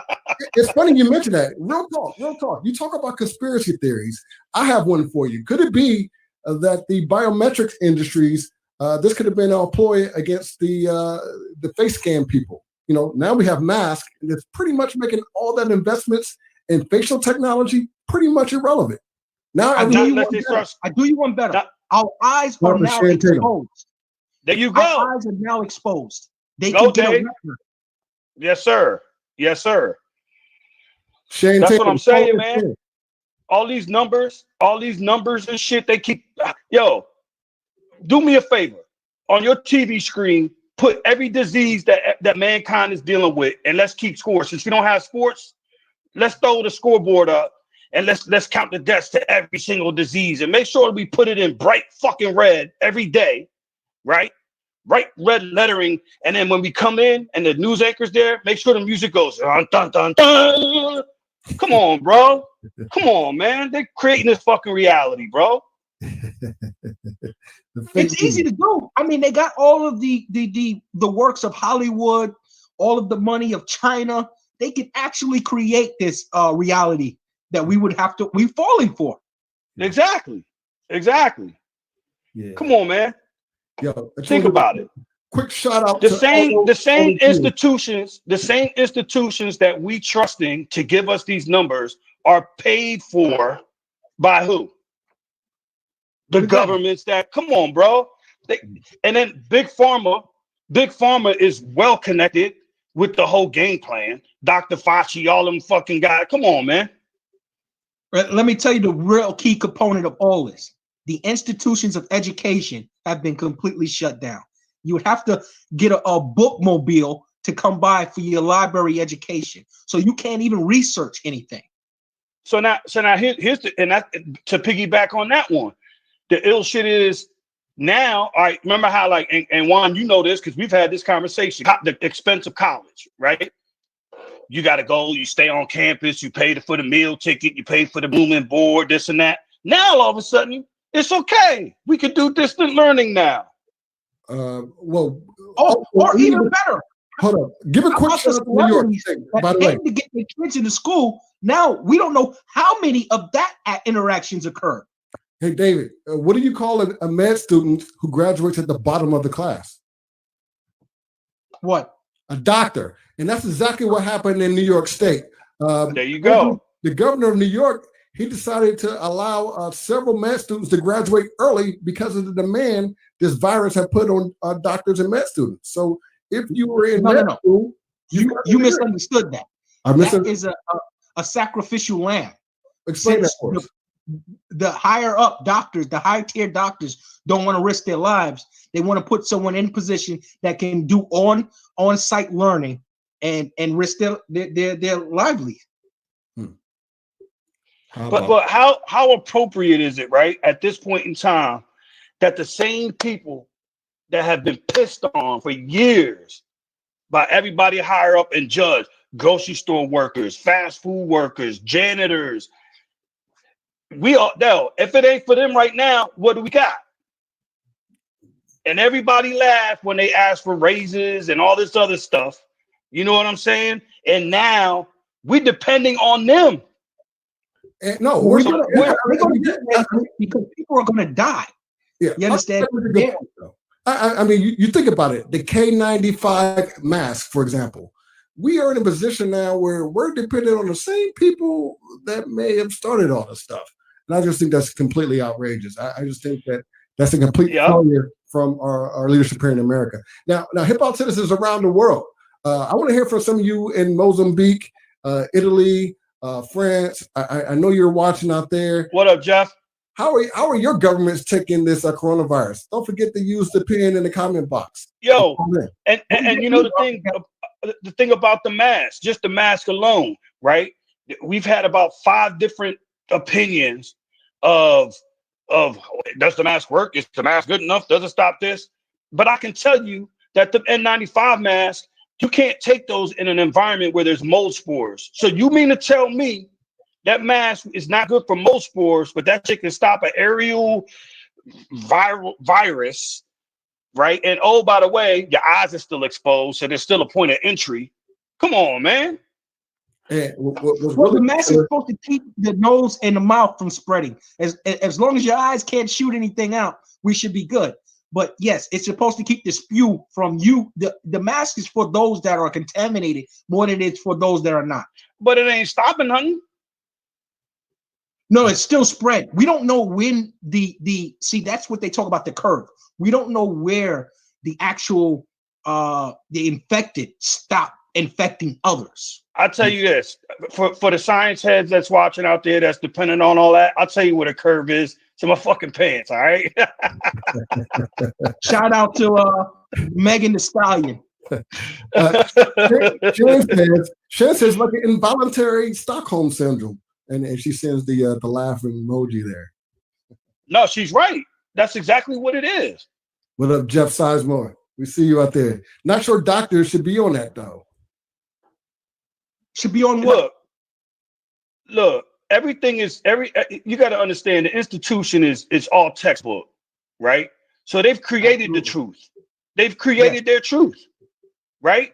So at the end of the day, you're born into this shit. We're indoctrinated into you white, black, or this, we indoctrinated into these things. What people are not talking about is the death of religion.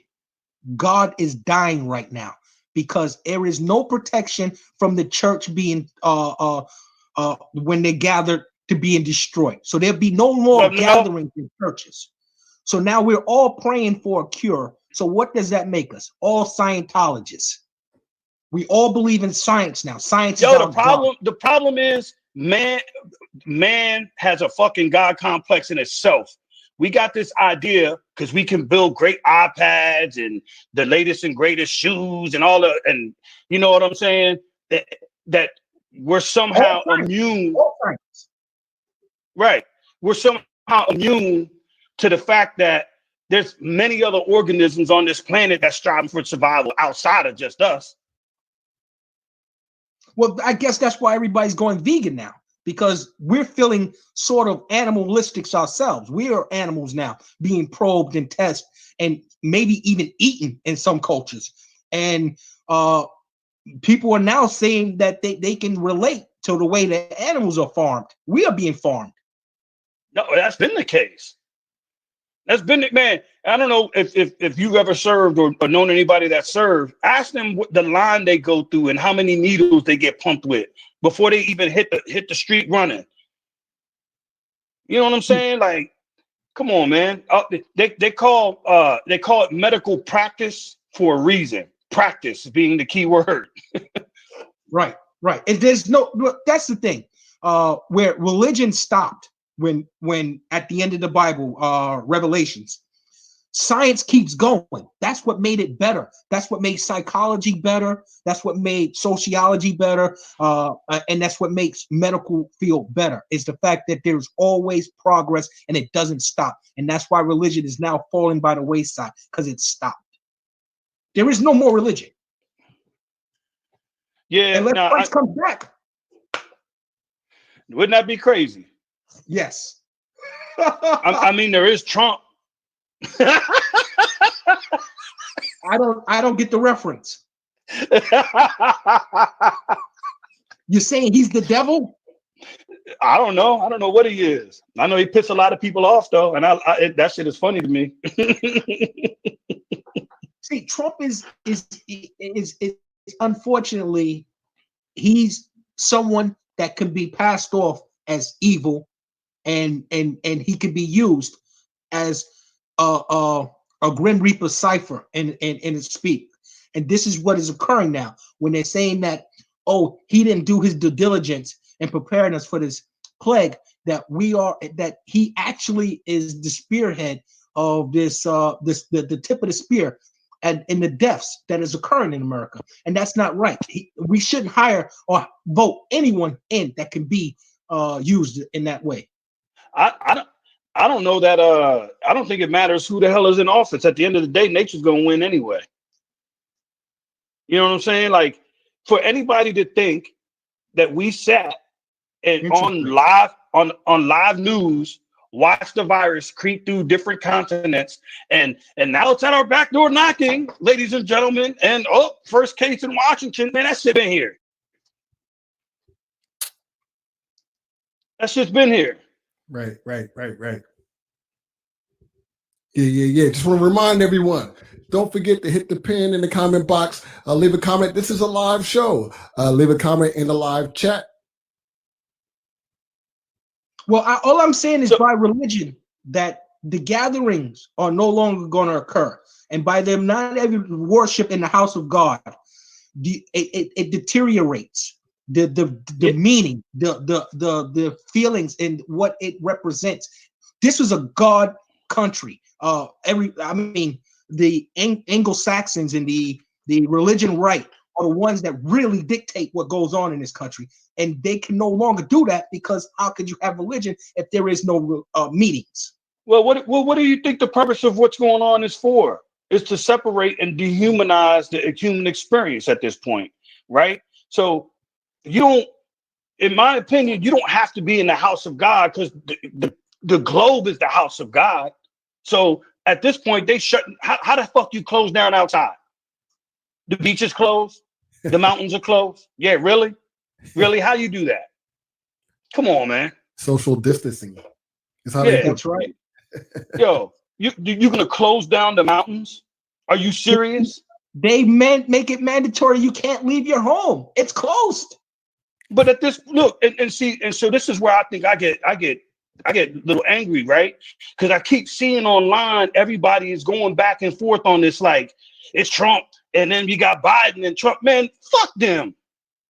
Fuck all of them. All of them doing us a disservice at this point, because ain't nobody trying to bring nobody together. Well, right? You can't just have that attitude, right, architect? I mean, at some point, I can. Right? Why not? Who's gonna tell me I can't? Well, I'm just saying. I mean, listen. If you have that attitude, then everyone has that attitude. Then how do you get anything done? I mean, how do you get anything done? Let me tell you how you get things done. You bypass them motherfuckers, and everybody gathers together. All right.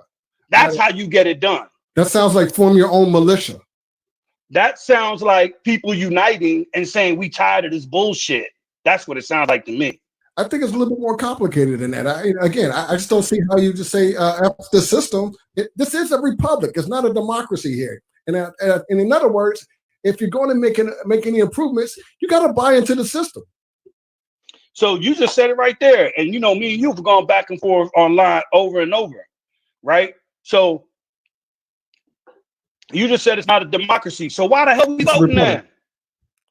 Why are we voting?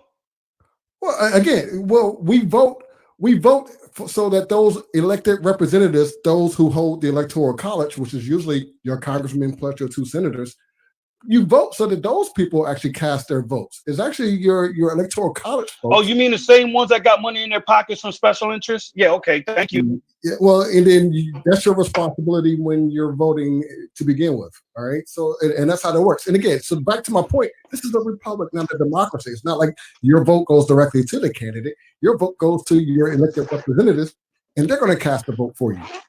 They can go against it. Oh, so now we got a middleman now. Okay, we got somebody that's going to speak for me. We the people, Jeff. The college electoral. I hear you, Jeff. That wants to get rid of it are Democrats. Shout out to Jeff, by the way. I like the comments. Keep the comments going, people. We the people. What'd you say, Dave, about Democrats? I say that the Electoral College, the Democrats want to get rid of it because the popular vote we've won in 2 elections. I take that back. Let me not say we. They've won 2 popular votes. That's against Bush and Gore in 2000 and Hillary Clinton versus Trump 2016. And they lost both elections. So they want to toss the Electoral College because they're saying that the individual vote is not counting as much as it should. It's and not also, going to happen. like Ohio, who don't pay as much in taxes, is getting more votes than, say, New York or California, who pays the majority line. So in that regard, I can understand, because here in Virginia, in terms of how our governor kind of was brought in, I mean, that's generally like Northern Virginia. What's you know what I'm saying? Governor, by the way, the Virginia governor is it's kind of comical, actually, from what I'm seeing here in Texas. You talking about blackface? Yes. Yeah, blackface. that's a Democrat. That's a Democrat, bro. Was rocking blackface. You know, he's a Democrat. And apparently he's loved in Virginia, from what I can tell. He's in office. Listen, it don't matter if you're a Democrat or Republican. Thanks you, he's still a Southerner. He's still a Southerner. Jeffrey's comment: local voting matters. The federal vote is not an election; it's a selection. Yeah. Welcome to there you go. But yeah, that's why we got De Blasio. Thank God we got De Blasio. And the guys. But your boy. But look, your boy De Blasio in January and February was like, "Hey, New Yorkers, it's okay. Live your life like normal." Yeah, that's because it's what he was told from the top. Right. And who do you think the top is getting? Who do you think the top is getting that from? Who? CDC? No, the top actually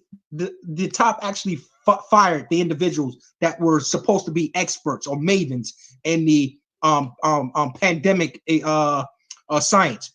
He got rid of that group, and he started taking on information from out of China and others that were saying that CDC and the WHO. The World Health Organization is the gospel, right? But there was no way to determine the deadliness of this until after the science occurred. We were waiting for the deaths in Italy to start to tell people to stay in the house. Everybody was still living in. So that's my thing. That's my thing, right? We all looking for someone to blame. Like, you can't blame somebody for a fucking pandemic. Hold on. What I'm saying when we say we're blaming the administration in some instance, we're blaming the administration for not having the right people on the job to ring the bell. I'm gonna say this. I'm blaming the structure as a whole. The whole structure, whether it be Trump that's in office now, Obama back then, Bush back then, this whole structure. Because again, if we talking about we watch this thing just travel across the world on live news, and then all of a sudden it's at our back door. Bullshit. Not buying it. See, it's been here. What we're saying here is that when something like this occurs, and the philosophy is make the best out of it, then you have to say, did they do the best in saving lives, or did they do the best in preparing for a future in their ideology? You understand? No, I agree. And so a lot of people are like, we got to listen to the science. We got to listen to the science. Well, if we was listening to the science, and it's funny, before Orange Man's press conference, I had posted a video of Dr. Fauci in February saying, nah, there's nothing to worry about. We're fine. Just resume with life as normal. There was Nancy Pelosi in Chinatown. Come on down. Have a great time. Now, all of a sudden, they're pointing the finger like, yo, we're going to put a committee together. We're going to investigate the response to the pandemic. You was up there, too. The whole structure has fucking failed. Well, when you have a leader, and the leader is not there to say, okay, all of the information that you're getting is wrong. There should have been a rebuttal from the leader to saying that those I don't know how to describe their position in the the lineage of government, but they weren't the leader. If the leader doesn't say, don't listen to those individuals because I have information, I've paid, or no, the country has paid several individuals to give us the exact determination of what this virus can do to people, how it easily spread, and things like that. There was no information given to people. It was given in sort of a spigot instead of a whole flood. It should have been enough information for people to be intimidated way early, and that they thinking could have saved lives. But by us saying don't worry and trying to minimize the fear in the individual, it has the consequences of the deaths. We don't have no doubt. That's all the problem is, according to Shari. So I agree with Shari there. You know, this stuff pisses me off. Actually, I want to kick the camera right in the face because the failed leadership here in America is really vexing, to say the least. But we haven't got numbers from other countries but Italy. Like they said, Sweden. In Sweden, for instance, they decided that the only ones that should stay home are the vulnerable and the ones with underlying health conditions. And in fact, their death numbers almost surpassed ours because of that. So then it was the determination that everyone should be quarantined was in fact the right idea. When they did it, how long it took for them to do it, that's up to debate. No one's to blame if we can minimize what they inspected, because then they came out with 200,000 deaths. Yeah, and we might not reach that. Well, it's frustrating because, like I said, I don't think this is the last of this. This is the 19th. We're probably going to see a coronavirus 20, and you know, all this just brings me to mind of anniversaries. I wonder where's Dialect with the anniversaries. Excellent segment. So let me ask you this. Let's say every year a new edition, or COVID drops a new album every year, right? So every year we're going to go inside the house, cower down, don't come out, don't do this, don't do that. Oh, by the way, now it can spread when you talk, so shut the fuck up now. Like at this point, they're just going to start stripping shit away. Yeah. Well, you know what what they're going to have to do? Starting with your right. They got to create something where everybody can go to, a building, hotels, something where everyone can go into, and they're not charged for their rent, they're not charged for their electricity, because that is a key component to this. We have lost jobs, but we're still paying in rent, we're still paying electricity, we're still paying for water. So they're going to have to create something where we can all go into when we get locked down, so we don't have to pay. So, and that's control. That's the perfect way to control. It could be a tournament camp. Yep, take that away, and now you got to depend on us. Yeah. Going back to the callers, what are you thinking out there? We see you out there all around the world there. Give us a call. Use the pin in the comment box. Call in. Dialect is working the boards behind the scenes there, and so he'll put you into a virtual green room. You're watching live Hip Hop Citizen. Don't forget the hashtag, like, share, and comment. You want to know something the real? Okay, there we go. Anniversaries, Dialect. Welcome back to the show. Okay, thanks for having me, guys. You stupid. Yeah. So let's get into hip hop anniversaries. So this album right here was the debut album by Mobb Deep, which was released April 13th, 1993, 27 years ago. So I know, do you guys remember this album right here? I know a lot of people get confused. They think their first album was the infamous with Shook Ones, but they actually dropped. That's the one I know. Yeah, I'll admit I'm not as familiar with the Juvenile Hell, but that follow up, woo. Yeah, I know some of the joints I remember from this album is was it Juvenile Hell? Cop Hell was one of the songs, and Peer Pressure. But you know, the members of Mobb Deep, Havoc, and the late Prodigy. What do you guys think about their career, though, being that this was their first album? You know what? I'll be honest with you. I never got into this album. Yeah, no, it goes to my point that a major helps you. What's that? A major helps you. Once they got with Loud Records, I don't believe this is with Loud. Yeah, I don't think this is with Loud Records.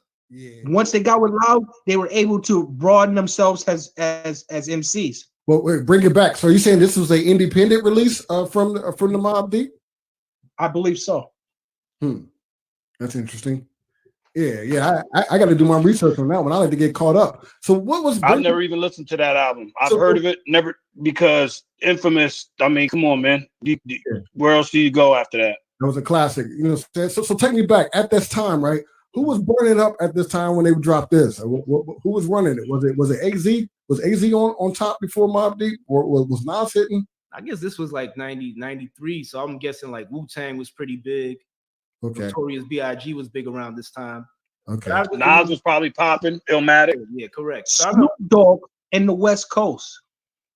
Yeah. Yeah, it's funny that you mentioned that though, because there was actually, I think there was a group in LA called South Central Cartel, and they had two members of the group called Havoc and Prodigy.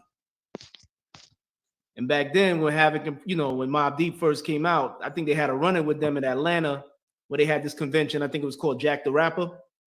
I thought that was Miami, but yeah, one of them states. Yeah, So, Havoc and Prodigy of Mobb Deep ran up on them, as little kids, because they were young back then, and they was telling like, "Yo, we the real Havoc and Prodigy. We the real Havoc and Prodigy." But the dudes in South Central Cartel was like, they kind of like, realized they were young, so they ain't like, really mess with them. But that's just like one of the things back then that not a lot of people knew. Like this album right here. And are you guys familiar with South Central Cartel? No. Yeah, but I'm never got into the music. I was a diehard NY head back in my time, man. Okay. Yeah. So that was, but yeah, this was a dope album, but it was mostly played on underground radio. But definitely that second album, when Shook One's Part 2 dropped, it was a wrap after that. Their career just skyrocketed after that. Prodigy said the hardest line ever when he says, I fly on planes, but I send my guns on trains.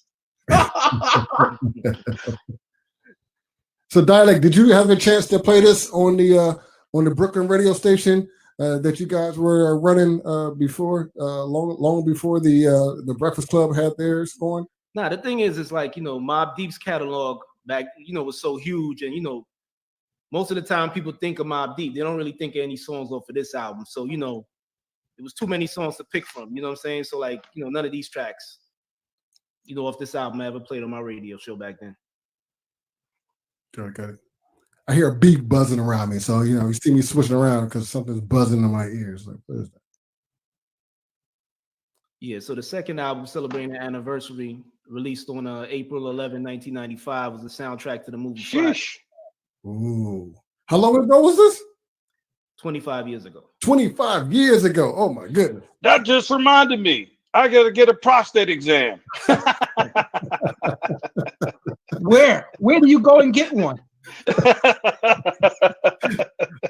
I got rubber gloves.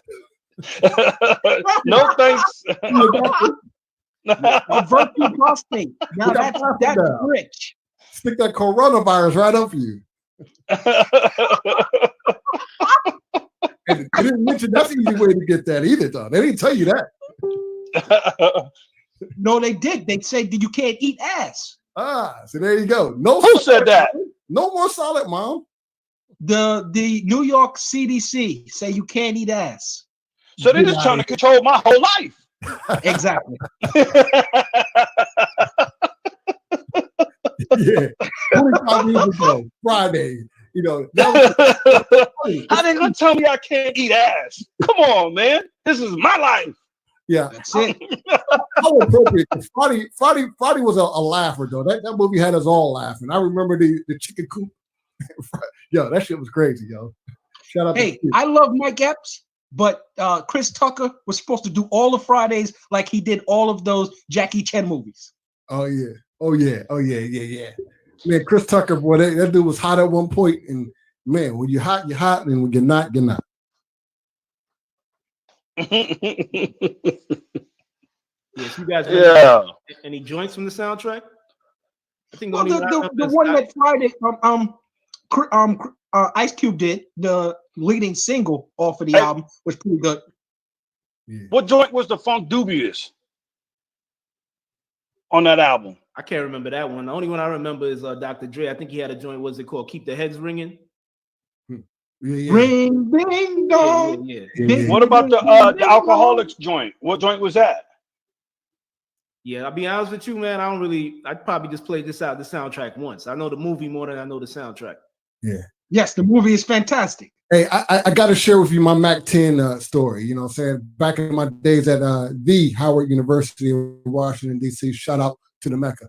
I remember walking on campus, and I seen a bunch of dudes walking around the corner, and I remember turning around and saying, yo, that dude look like Mac 10. Turned around, and the motherfucker was staring at me, and he did the head. I said, yo, that is Mac 10. Yeah, I kid you not, Architect. Back then, you guys were pushing the Secret Society tape. What a classic. And I remember running home to my dorm, running back to see Mac 10, and there he was. I was like, yo, Mac, you know what I'm saying? My name is Juan, Mac. You know what I'm saying? Like I can really bridge your connection here on the East Coast. And he sat there the whole time and just looked at me like, But Architect, you should be proud to know, I actually personally gave Mac 10 your demo. Did he ever call you back? Shit. Yeah, I remember when we was doing that, and I had a chance to meet Chris Lighty.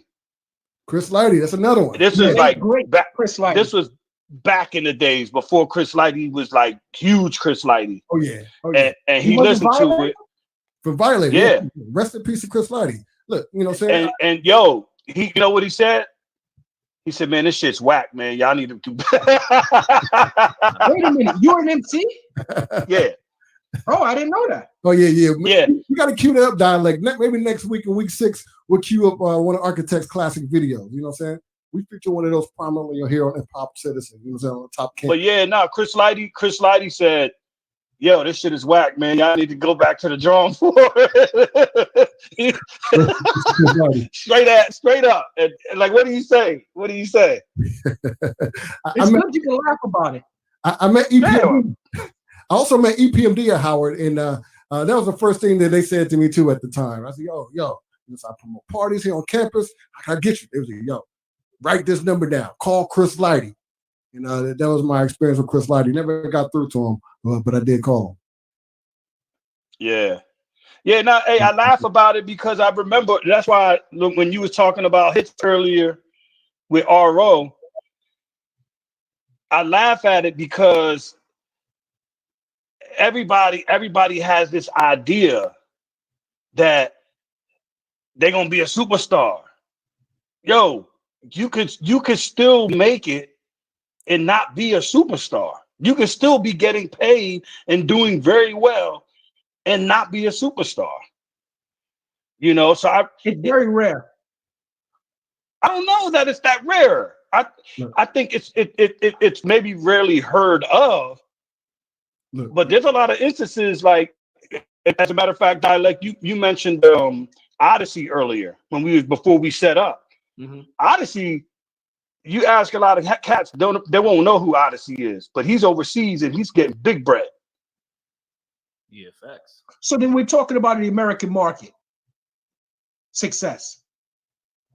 Hey, dog. What's that? As long as it's the U.S. dollar, everyone follows the U.S. dollar. U.S. dollar is success. Hey, man, I'll take a shit ton of pesos if I got to. To the pesos? Hey, there you go. Cash App Architect 7 in pesos. Hey, a shit ton of them. Shari said, Odyssey is gold. Odyssey is God. Yeah, next album in the queue is Boogie Down Productions, By All Means Necessary. Woo! Yeah, this is actually the second LP for Boogie Down Production, released April 12th, 1988, 32 years ago. Woo! Yes, this is the joint that got me rhyming. Huh? What's that? This the joint that got you rhyming? This the joint that made me want to rhyme. This the joint that why I say what I say nowadays. Boogie Down Productions and Public Enemy, and I mean the awareness factor in the game at that point in time. They let you know what everything was, how the structure was built, and I don't think that's ever left my mind state. It's always put me on the outside looking in type of mentality. I could never function in a school setting in anything that had to do with authority standing over me. You know what I'm saying? And that was because of this. Like, It was that created my mind. That was my mind state right there. They raised me. Can we look at that cover, for example? Is this the one with Mike Love's Gonna Get You? I think it is. Nah, I think that album was the one after this.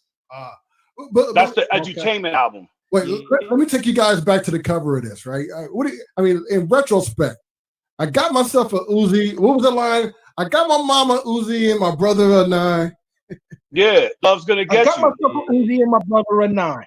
Yeah, business is booming. Everything is cool. I pull about a G a week. Fuck school. The teacher. Big shout out to the teacher. That was a drug dealer anthem. Well, how many years ago, Dialect? Yeah, this album was released, 32 years ago. 32 years. Yeah. Crack was big. Somebody that just reminds me. I need to get my knees checked for arthritis. Hey man, somebody's grandfather used to bang this shit, dog. Straight up. And that should still go hard. Hey, my grandchild's grandfather used to bang this. This is the album with You Must Learn. There you go. You must learn. My grandchildren used to bang this too. The joints on this one was My Philosophy. Oh, and I'm still number one. Yeah. Oh, that shit was hard. Very nice. My Philosophy. I don't know if you guys remember the video when KRS-One started rapping. They cut the beat. Yeah, when he's like, let me explain like instructions to a game. See, I'm not the black and white video. I'm kind of rational. Now tell me who is more dramatical, this one or that one, the white one or the black one. Pick the punk and I'll jump up to attack one.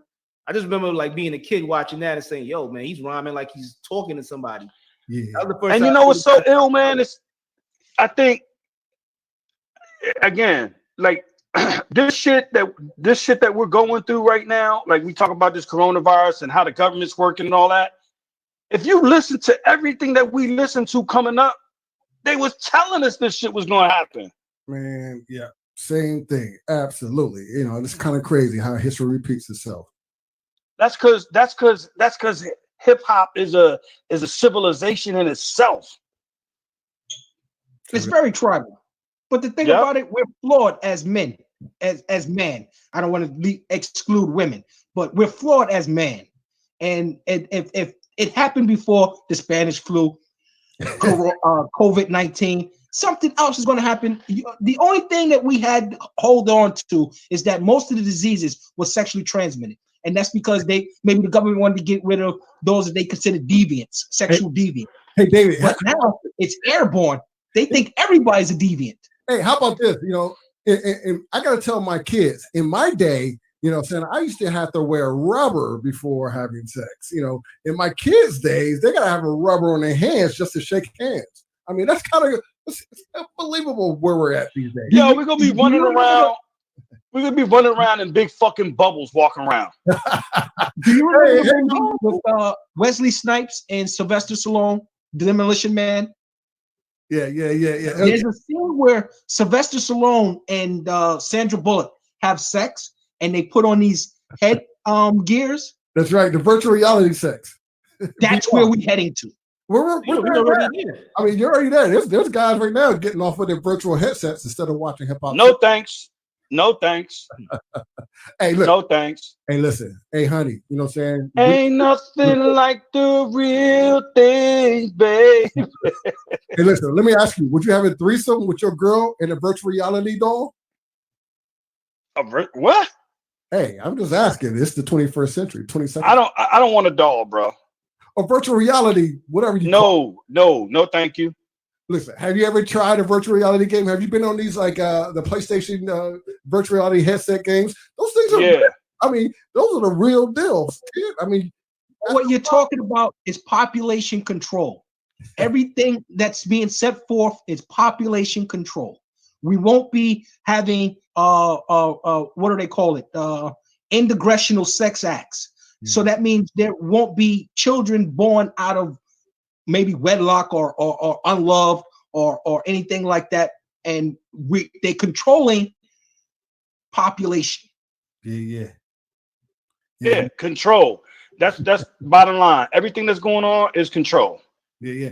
Just want to give a quick shout out to our West Coast people joining us online.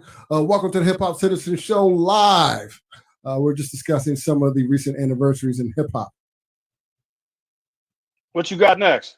Who's got birthdays? Any birthdays? Yeah, I got some birthdays coming up. Right now. Birthdays! Hey, Dialect, we gotta get like a sound check going for these transitions. You know, so maybe we'll work that out for the next song. We need like a drum roll or a beat or something. I don't know. Food for thought.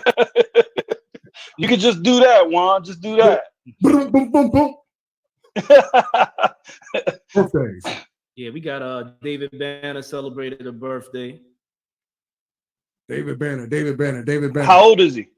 Yeah, born 1974, so I guess that'll make him what, 46? 46. Wow. You know, one of the things I've always respected about David Banner, I was never really a fan of his music, but David Banner was that serious rapper, but college educated. I totally respect that from David Banner. You know what I'm saying? I think he had a doctorate, right? You know, a doctorate degree, and was rapping. How about that? Wow. You know who's the first rapper to have rap, huh? Say it again, Dialect. The first rapper, I guess the first rapper with a master's degree. You know who that was, right? Doom? Nah, Master Ace. Master Ace? It wasn't Chuck D? Nah, I believe it was Master Ace. He was the first. Okay. One. Yeah. Oh, that's pretty interesting. Yeah, so we got the Brat celebrating a birthday this week. The Brat. Yeah. The Brat finally revealed her love interest. Was anyone shocked? Big Booty Judy. Wasn't surprised about that. But the Brat has always been cute. The last person I heard the Brat was dating was Allen Iverson. But nonetheless, shout out to the Brat. And that must have been 30 years ago too, I bet. Yeah, so how you guys... You know what? I seen them display their love on the Instagram, and I'm jealous of their love. I would love to have their love, her and real Big Booty Judy. Oh, hold on. You talking about the love? Oh, yeah. Listen, yo. Well, I'm not gonna say that. I'm not going so far as say I would come out if somebody bought me a Bentley. However, I can understand why she came out. I'm not going that far, though. But hey, if you're the Brat, if you got a girl that's gonna love you and shower you with gifts, go ahead, girl, do your thing. So how you guys feel about her as an MC though? You feel like she meh. Look, at the time when she was out, she was the best female. I thought she was dope. You know what I'm saying? Yeah, you're the best female. Come on, man. Y'all, come on, man. I mean, the Brat was wrecking it when there wasn't a lot of females, you know what I'm saying, really turning it up like that. You know what I'm saying? Okay, it's her, Foxy Brown, Little Kim, Eve. Who do you have? As far as lyrical skill? I would say Eve. Yes. Eve all the way. I'm going Eve. Hey, I like Eve. I'll take the Brat. Then I'll take the Brat second and probably Foxy Brown last. Only because but you also think G Unit could beat Griselda, so that would just be Lloyd Banks. That would be Lloyd Banks all day. How could y'all knock 50? How could y'all knock the game? How could y'all okay, Tony Yayo. Hey, that train left the station, baby. We good. We understand. You G Unit. You were the one that brought it back. I was just speaking too. Shout out to African. I don't know how I feel about this. Yeah. I mean, you know, celebrating a birthday today. He is a pioneer, but also a lot of controversy behind this individual right here. What's the controversy? I know, John. You wanna touch on this topic? Yo, so I think they were saying there was some a cat came out saying that he was molested by him as a kid. Yeah, and then there was a couple of heads that came up and was doing it, and then you had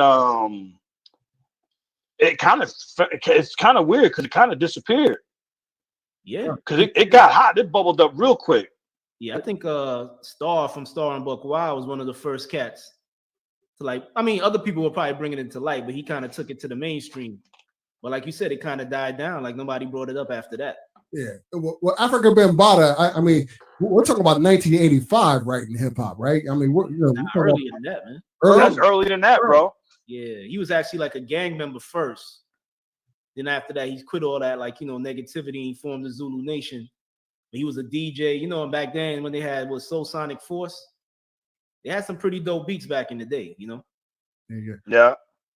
So what do you think about that? Because I know KRS's take was you still can't take away the contributions of what he did. And KRS got a lot of flack for that. Yeah, I guess, because I don't know, maybe because they're close, that he doesn't feel like he got to, talk negatively against, I guess, somebody he considers a brother. But like, these things are looking like they're true though. You know what I'm saying? It's like grown men, probably our age or older, coming out talking about all the things that he did, and it kind of messed with some of them psychologically. You know what I'm saying? Yeah. Jeff says, shout out. Can't remove his name from the rafters. He's one of the godfathers of hip hop. Shout out to Jeff. And you know what? It's like can't take his name from the rafters. Can't take Mike he's the architect out of Billboard. He's the architect of it, right? What do you say? Architect of what? Hip hop. Yes. Street battle, the DJ parties. Yeah, but also this week, I don't know, maybe Kool Herc is up next. It was Kool Herc, African Bambaataa, and Grandmaster Flash. Those are the three fathers of hip hop. Yeah. Right. Oh man, you got lo and behold. You got a crystal ball there, Dave. Man. Yeah. Zionism.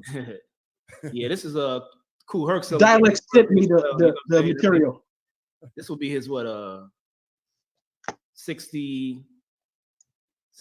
birthday for Kool Herc. Some consider, the godfather of hip hop. Wow, 65th hip hop, boy. We made it, dog. 65. So how you guys, man. After doing like your research in hip hop, you feel like he's the founding father of hip hop?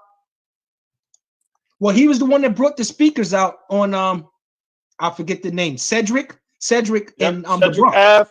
Yeah. But Chuck D did a documentary a couple years back, and he was saying that, I guess he kind of like popularized the DJ Kool Herc, but he said it was something that was going on throughout the boroughs, Brooklyn and Queens and stuff like that. People bringing out the sound systems and having the DJ, and then during the breaks, you would have the MC kind of hype the crowd up. So it was something that was going on, I guess, during Kool Herc's time, but he wasn't the only person doing it at the time.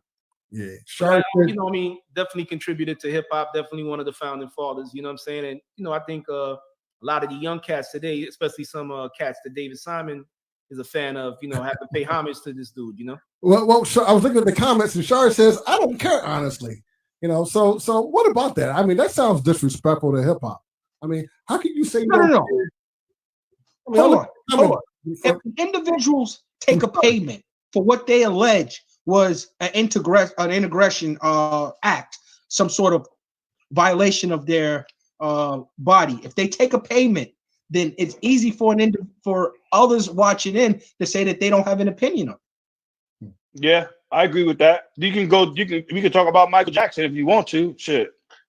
There you go. You can talk about a slew of acts, because it don't necessarily have to be man on boy love. It could be men taking advantage of women. This Me Too movement has changed the dynamics completely of how people were treated back then. And don't get me started on the Me Too movement, bro. Don't get me started on that. Me three.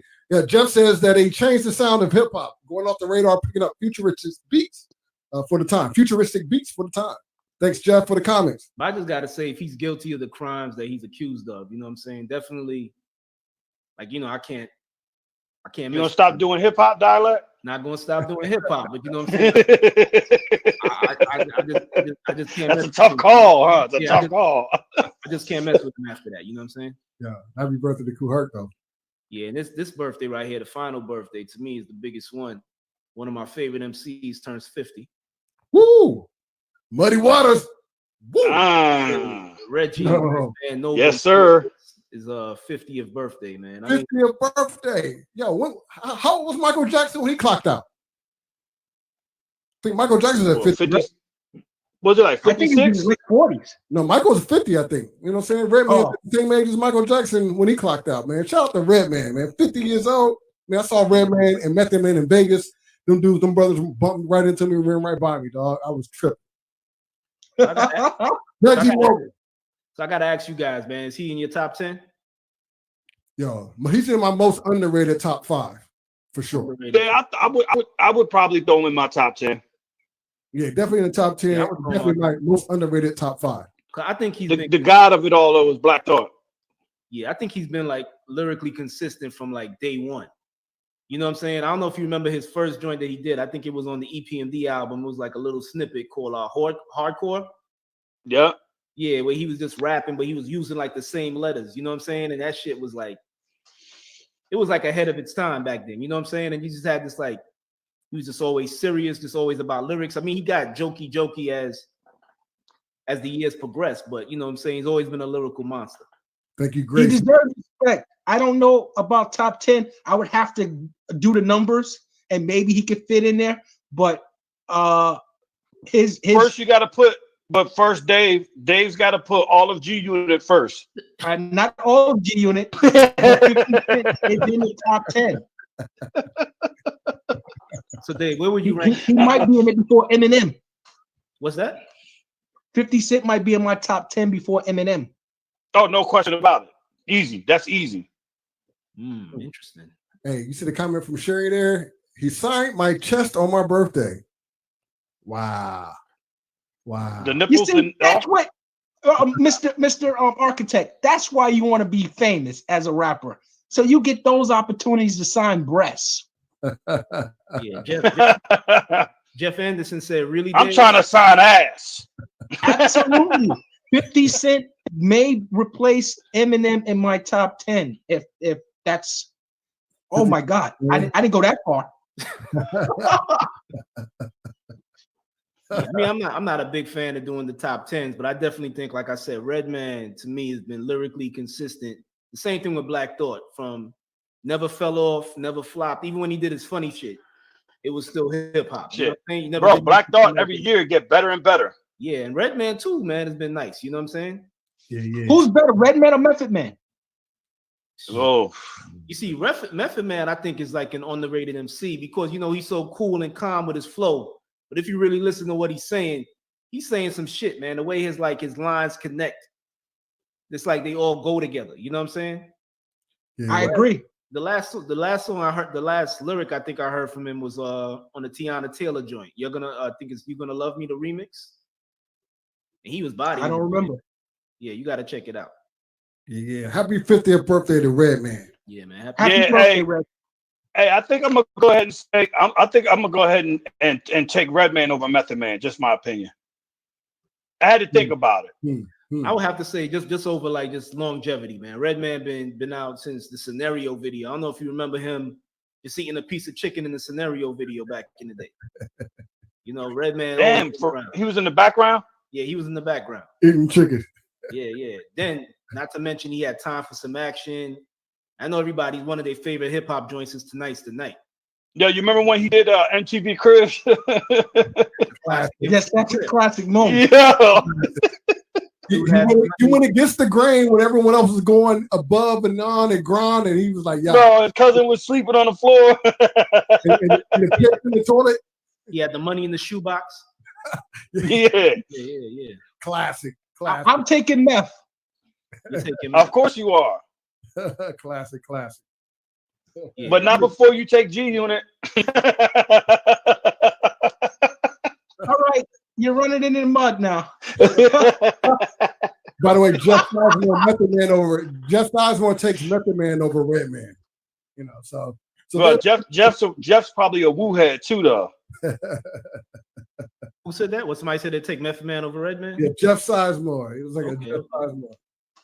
I mean, like I said, but how did you guys feel about the combination of them two when they became like a unit, Meth and Red? Super group, super duo.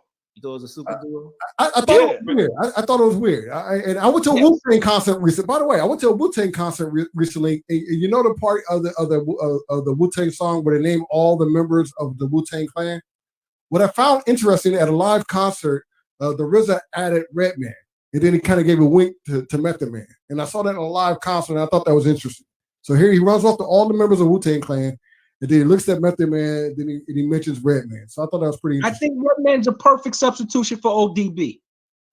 Well, they had young ODB. Yeah, why do you be there? At the concert, they had a young dirty bastard there. Yeah, okay, whatever. Yeah. Hey, look, he put on a good show in honor of his dad. I thought. I get it. But nostalgia can only take you for so far. Yeah. But here's a hip hop question for y'all. Remember when EPMD when they were together and they had all these MCs together and they were all, I think, the Hit Squad when it was K Solo, Das Effects, Redman. Was Keith Murray in the Hit Squad when it originally happened? I don't think so. I think he joined Def Squad. Okay, so I was going to say, like, who do you guys think was the better crew? Was it Def Squad or Hit Squad? I think PMD went off on his own, and it was him and Das Effect. Yo, you know what? I think because I fight with this all the time, and I know I'm probably gonna get hit over the head for this. But yo, so Das Effects was so dope back in the days. Yeah, man, I listen to that now. I'm like, this shit is ass. Like, lyrically, like the beats were dope. Don't get me wrong. But I listen to the lyrics and I'm like, what the heck? Like, I guess because I'm a parent now and I listen to it and I'm like, what the hell are they even talking about? Yeah, it was actually like a lot of cartoon references in there, old school game commercials in there. Yeah, so I'm a big Das Effects man. Yeah, I don't get me wrong. Hey, I love the guy. And I'm trying to be as nice as I can. But when I listen to it now in the state of mind that I'm in, I can't even relate to it. I'm like, oh, I got to turn it off because I'm just like, the beats are banging. Like, I get it. Like that's what drew me in as a kid. Mm-hmm. But as an adult, I hear it and I'm like, what? I got to listen to something else. I think they were the fathers of like underground hip hop, man. When dudes just started rapping random shit or hardcore. Like Das Effects, their delivery was hardcore, their look was hardcore, but they were just having fun with their lyrics, man. And I thought, I thought they did their thing, man. I mean, and then they were one of the most imitated MCs back then. Oh yeah, for sure. To do the Iggity, remember Jay-Z started doing it. Fushnikins ran with it. You know what I'm saying? It was mad cats. Oh, Fushnikins was sick. Yeah, but you know, a lot of people kind of took what Das Effects was doing. You know what I'm saying? And it was like yeah, that shit was hot. Yeah, you know what I mean? They had the second album at the time with Microphone Master. You know what I'm saying? They had joints, man. Hey, Architect, you've been out to Richmond, Virginia. Did you ever get out to the? I think it was what was it? The Tropicana? Do you remember that place? It was the club where they got discovered. I think it was some type of club. Was it Tropicana? You know, I told Dial, like I vaguely remember going out to that spot out there. Man, a lot of them clubs changed names 10 and 15 times. Yeah. But shout out to the Old Dominion, Virginia, Richmond, Virginia, out there. Shout out to Jeffrey. See, look at that. That line was fire. Look at the lyric. Look at the lyric that Jeffrey just posted. That line was fire. 1, 2, buckle my shoe, yabba do, crack a brew. I thought that shit. Right.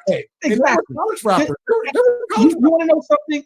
I appreciate them taking that simplistic lyric and making it somewhat entertaining compared to, say, a hardcore MC talking about, you know, violence or drug deal. You understand? That was a very, in my age group, very useful of Fred Flintstone.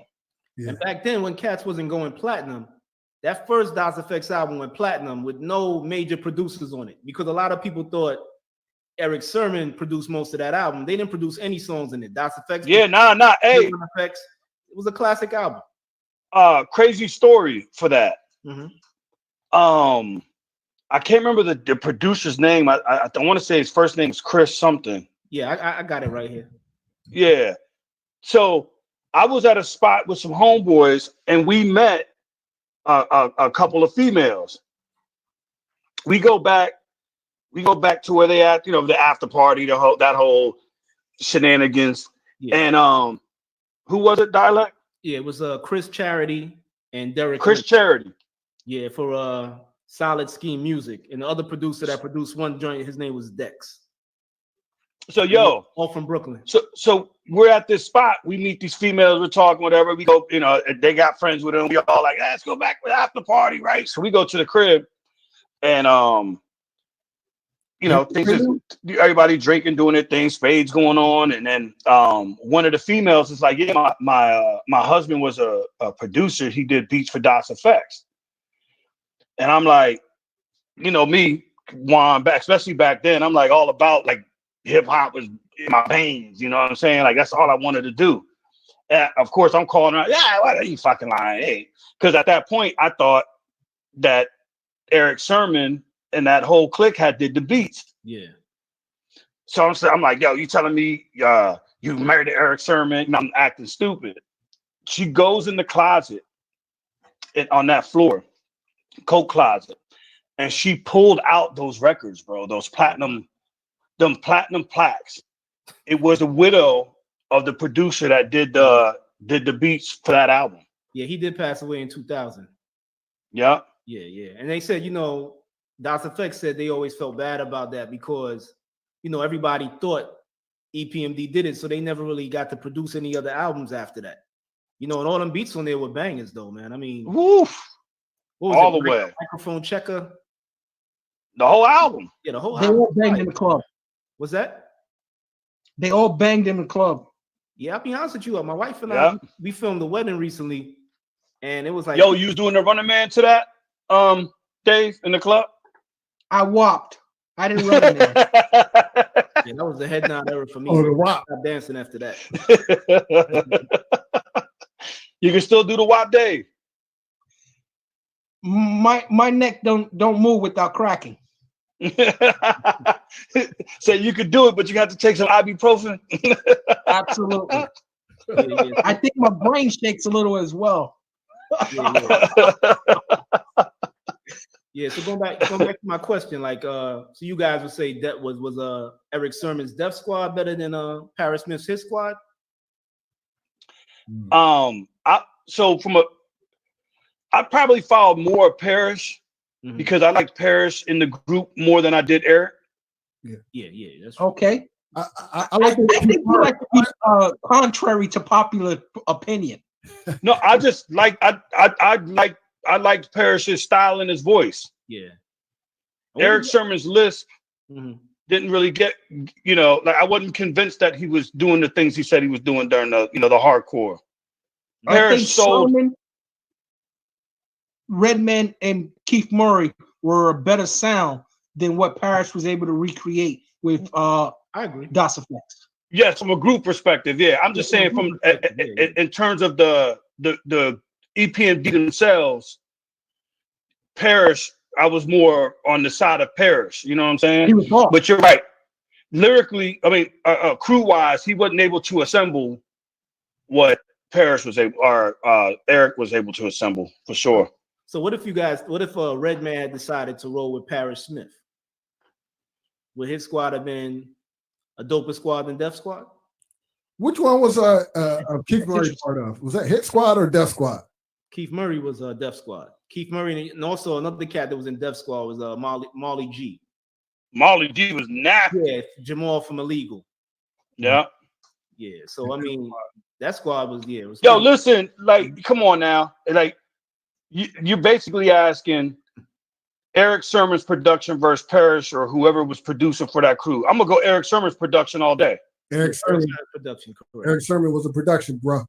I mean, I feel like Parrish Smith's solo effort. He had that one hot song on there, though, man. I thought a lot of people were sleeping on it, where he was kind of hesitating in his flow. It had kind of like a West Coast beat and had Snoop on the hook. Went solo on that ass, but it's still the same. I don't remember that. Jeffrey, I agree, 100%. Wow. Hey, so who did K Solo roll with when that shit happened? He rolled K Solo. He did roll K Solo. You know, wow. You mentioned K Solo. I always wondered why. I don't know if you guys remember DMX song "Get At Me, Dogs." Yes. He had a line there, he's like, that nigga K Solo could suck my dick. Yeah. I was a random dude to have beef with, man. Like, what was the issue? Wasn't there something about jail? There was some jail shit or something like that involved with that, apparently. I thought it was a different K Solo. What's that? I thought it was a different K Solo. I don't know. Well, look, I'm gonna give a quick shout out to Elgin, Illinois. I was out in Elgin, Illinois, and ran into K Solo out there. So I know K Solo's out there in the suburbs of Chicago. Shout out to Elgin and Schaumburg out there in Illinois. Yeah, I do know. I think the rumor was K Solo and DMX were locked up at the same time, and I think K Solo stole some of his rhymes when they were locked up, and then when he got his deal with Hey, yo, it was the spelling joint.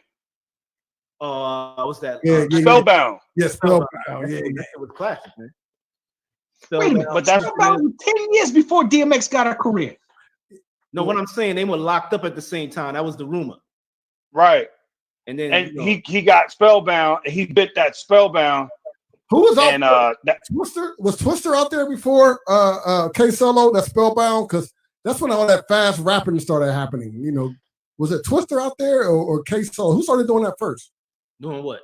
That fast rapping like spellbound, where he's just spitting off the letters of the alphabet like super. K Solo was he was spelling G. He was just spelling shit. Yeah. Okay, he was the one that was out there spelling every word that he rapped. He rapped and spelled at the same time. I think the first rapper doing the fast rapping was actually Jay-Z and Jazz. Really? Yeah. I think so. In the Jay-Z and Jazz? Well, yo, G, can I get open? You know it. You want to first style? Right. But can I rip it? With his hand? Yeah. he was doing a little DOS effects in that joint too. Well, then there you go. Yeah. Maybe he was there before DOS effects. Because we kind of said what came first, the chicken or the egg? You catch a real gems right here on Hip Hop Citizen live stream. Yeah, dialect dropping them gems. Yeah, but like I said, man, Redman definitely think he's in a lot of people's top 10s, man. I hope somebody has him down as #1. Redman does. That's #1. I don't know. Like I said, you know what it is with him though? He's never really been tested lyrically. You know what I'm saying? Never had beef, so you never. No. He did have beef. He did have beef. With who? Prodigy. He did, but it was never like a lyrical battle. I don't know. Maybe Prodigy was subliminally attacking, but he was saying what he wanted to about Prodigy. Okay.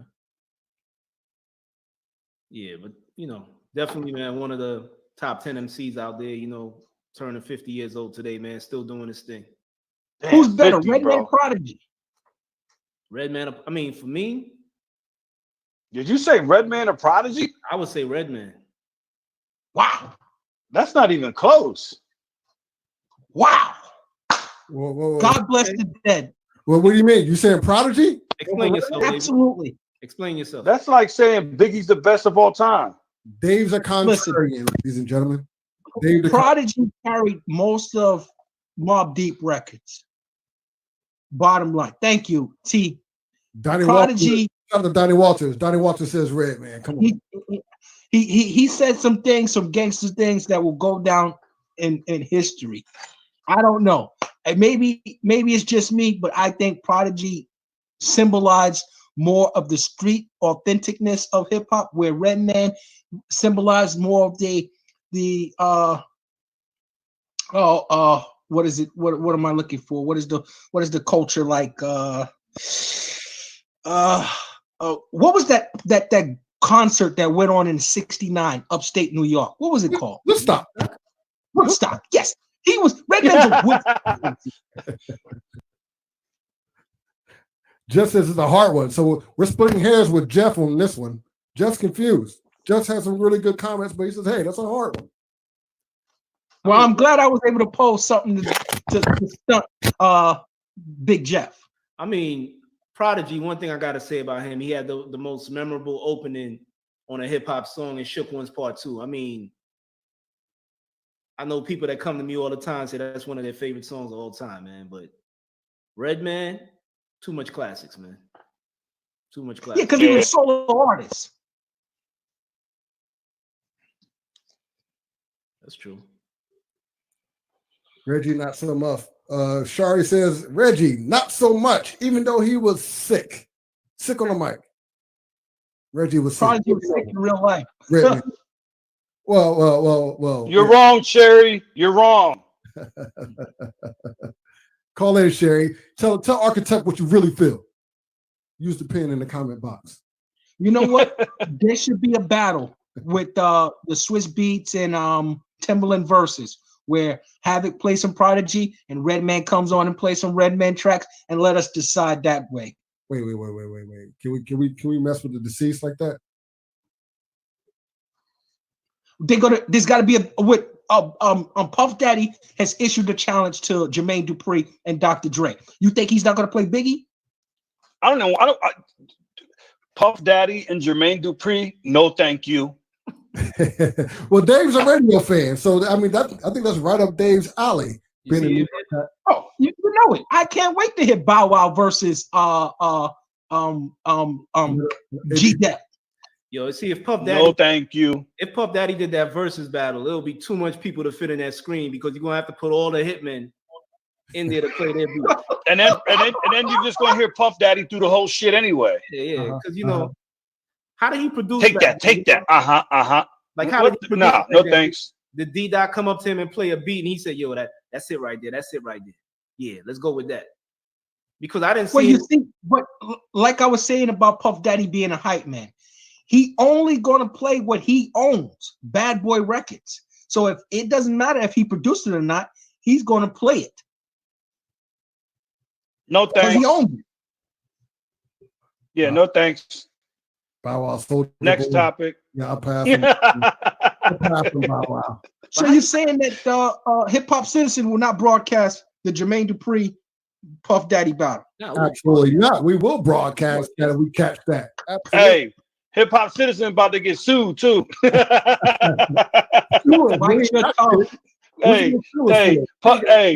Puffy said, "Fuck social distancing." He's gonna be right at your front door. Man, he's gonna be like this. Hey, look, he's gonna show up like this one. He's gonna be like this at your door. Take that. I tell Puff straight up, say, "Look, man, we from Howard, B. You say what you gonna take from me? I ain't got shit." You know? Yeah, but before we close out, I just want to ask one question. Since you're talking about Puff Daddy and Drake, how you feel about producers that put their name on songs and say they produced it when they ain't actually like touch the pads or actually like quantize the beats or anything like that? How y'all feel about that? If I paid for it, I own it. Damn right. Who cares if I write rhymes? I write checks. That shit is whack. Man, you crazy, man. Look, if I put up the that shit is whack. Whoa. That's like Drake saying he's the best fucking MC, but everybody in their mother write his rhymes. Fuck that. No. Like, wait a minute. That's like taking a government. They don't perform them. They don't perform them. That's like taking a government stimulus check with Trump's name on it. It's the same thing. You know what I'm saying? Come on. That has nothing to do with it. Man, please. Yeah. If I'm an executive producer, you know, who cares? You know what I'm saying? I put you on there. It's like the record label. Yeah, nah, fuck that. Fuck that bullshit. That shit is whack. No. It's the record label. You sign with the record label to get No. We talked about Mobb Deep's release. Their first album was independent. You didn't hear their favorite shit until they got with a major. It was the major that plugged the infamous Mobb Deep.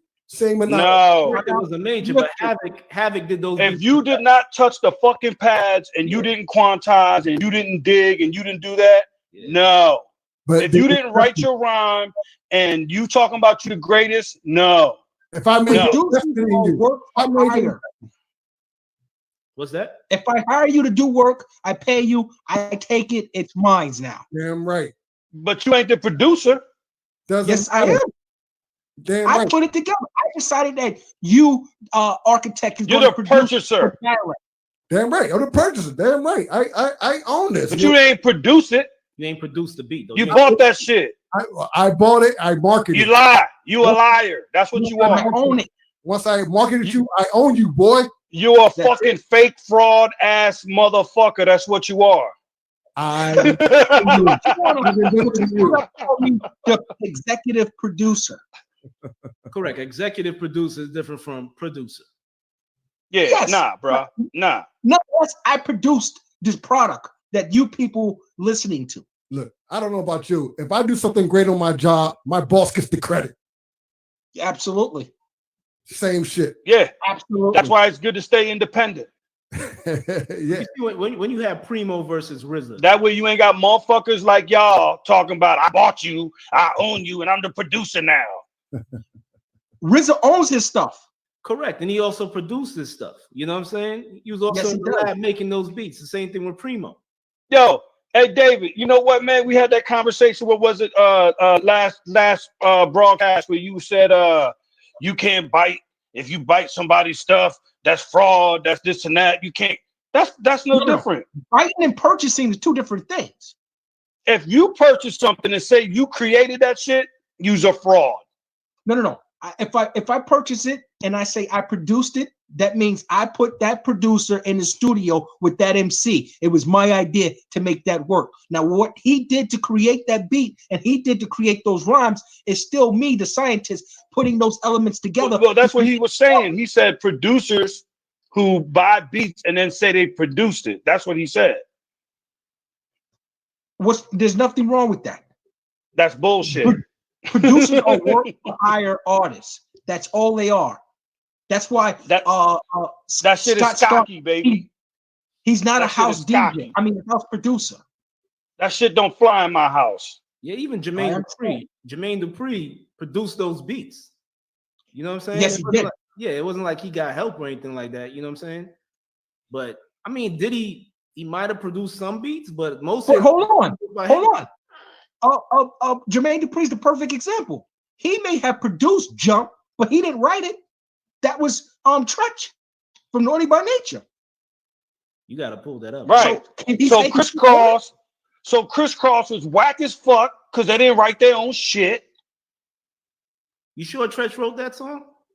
Yes. You don't remember Tretch saying Jermaine Dupri still owe me for that Jump shit? Oh, that's why he was in that the Youngsters video back then for Cruise Pop. When they was going at Criss Cross. Okay, exactly. Yeah, he was in that song. He was in that video. I was always wondering why he was in there.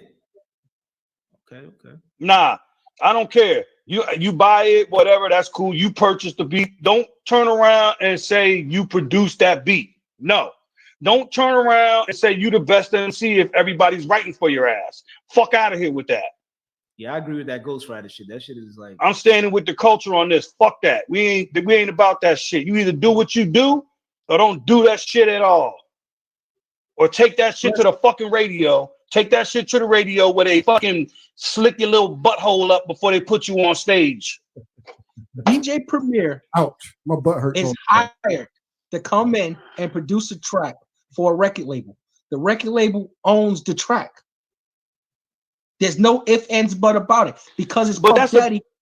I get that, but that's a big difference between saying if Dialect created a beat, right, and I buy the beat from Dialect, and then I say, "Yo, check out this beat I produced."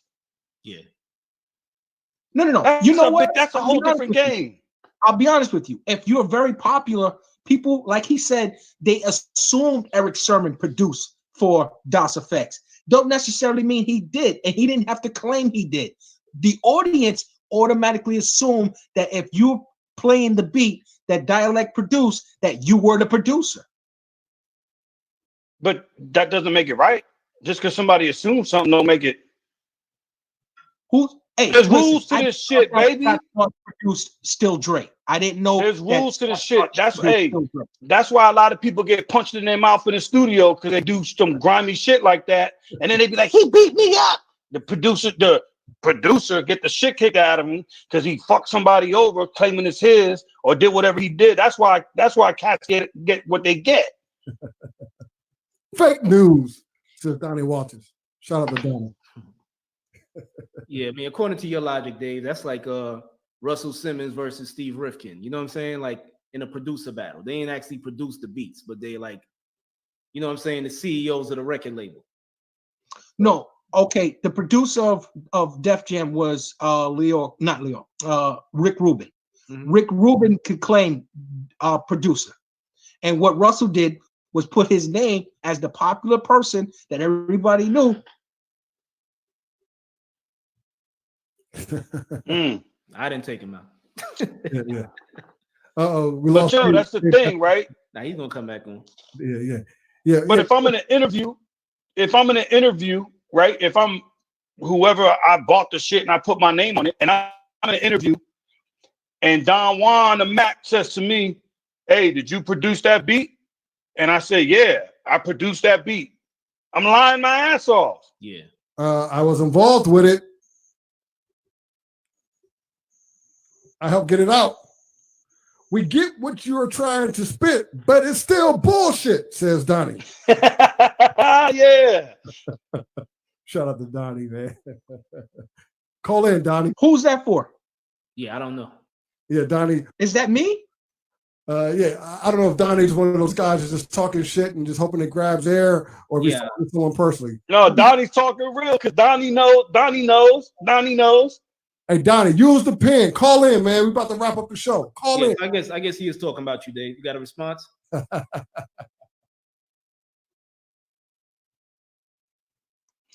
He posted that shit again.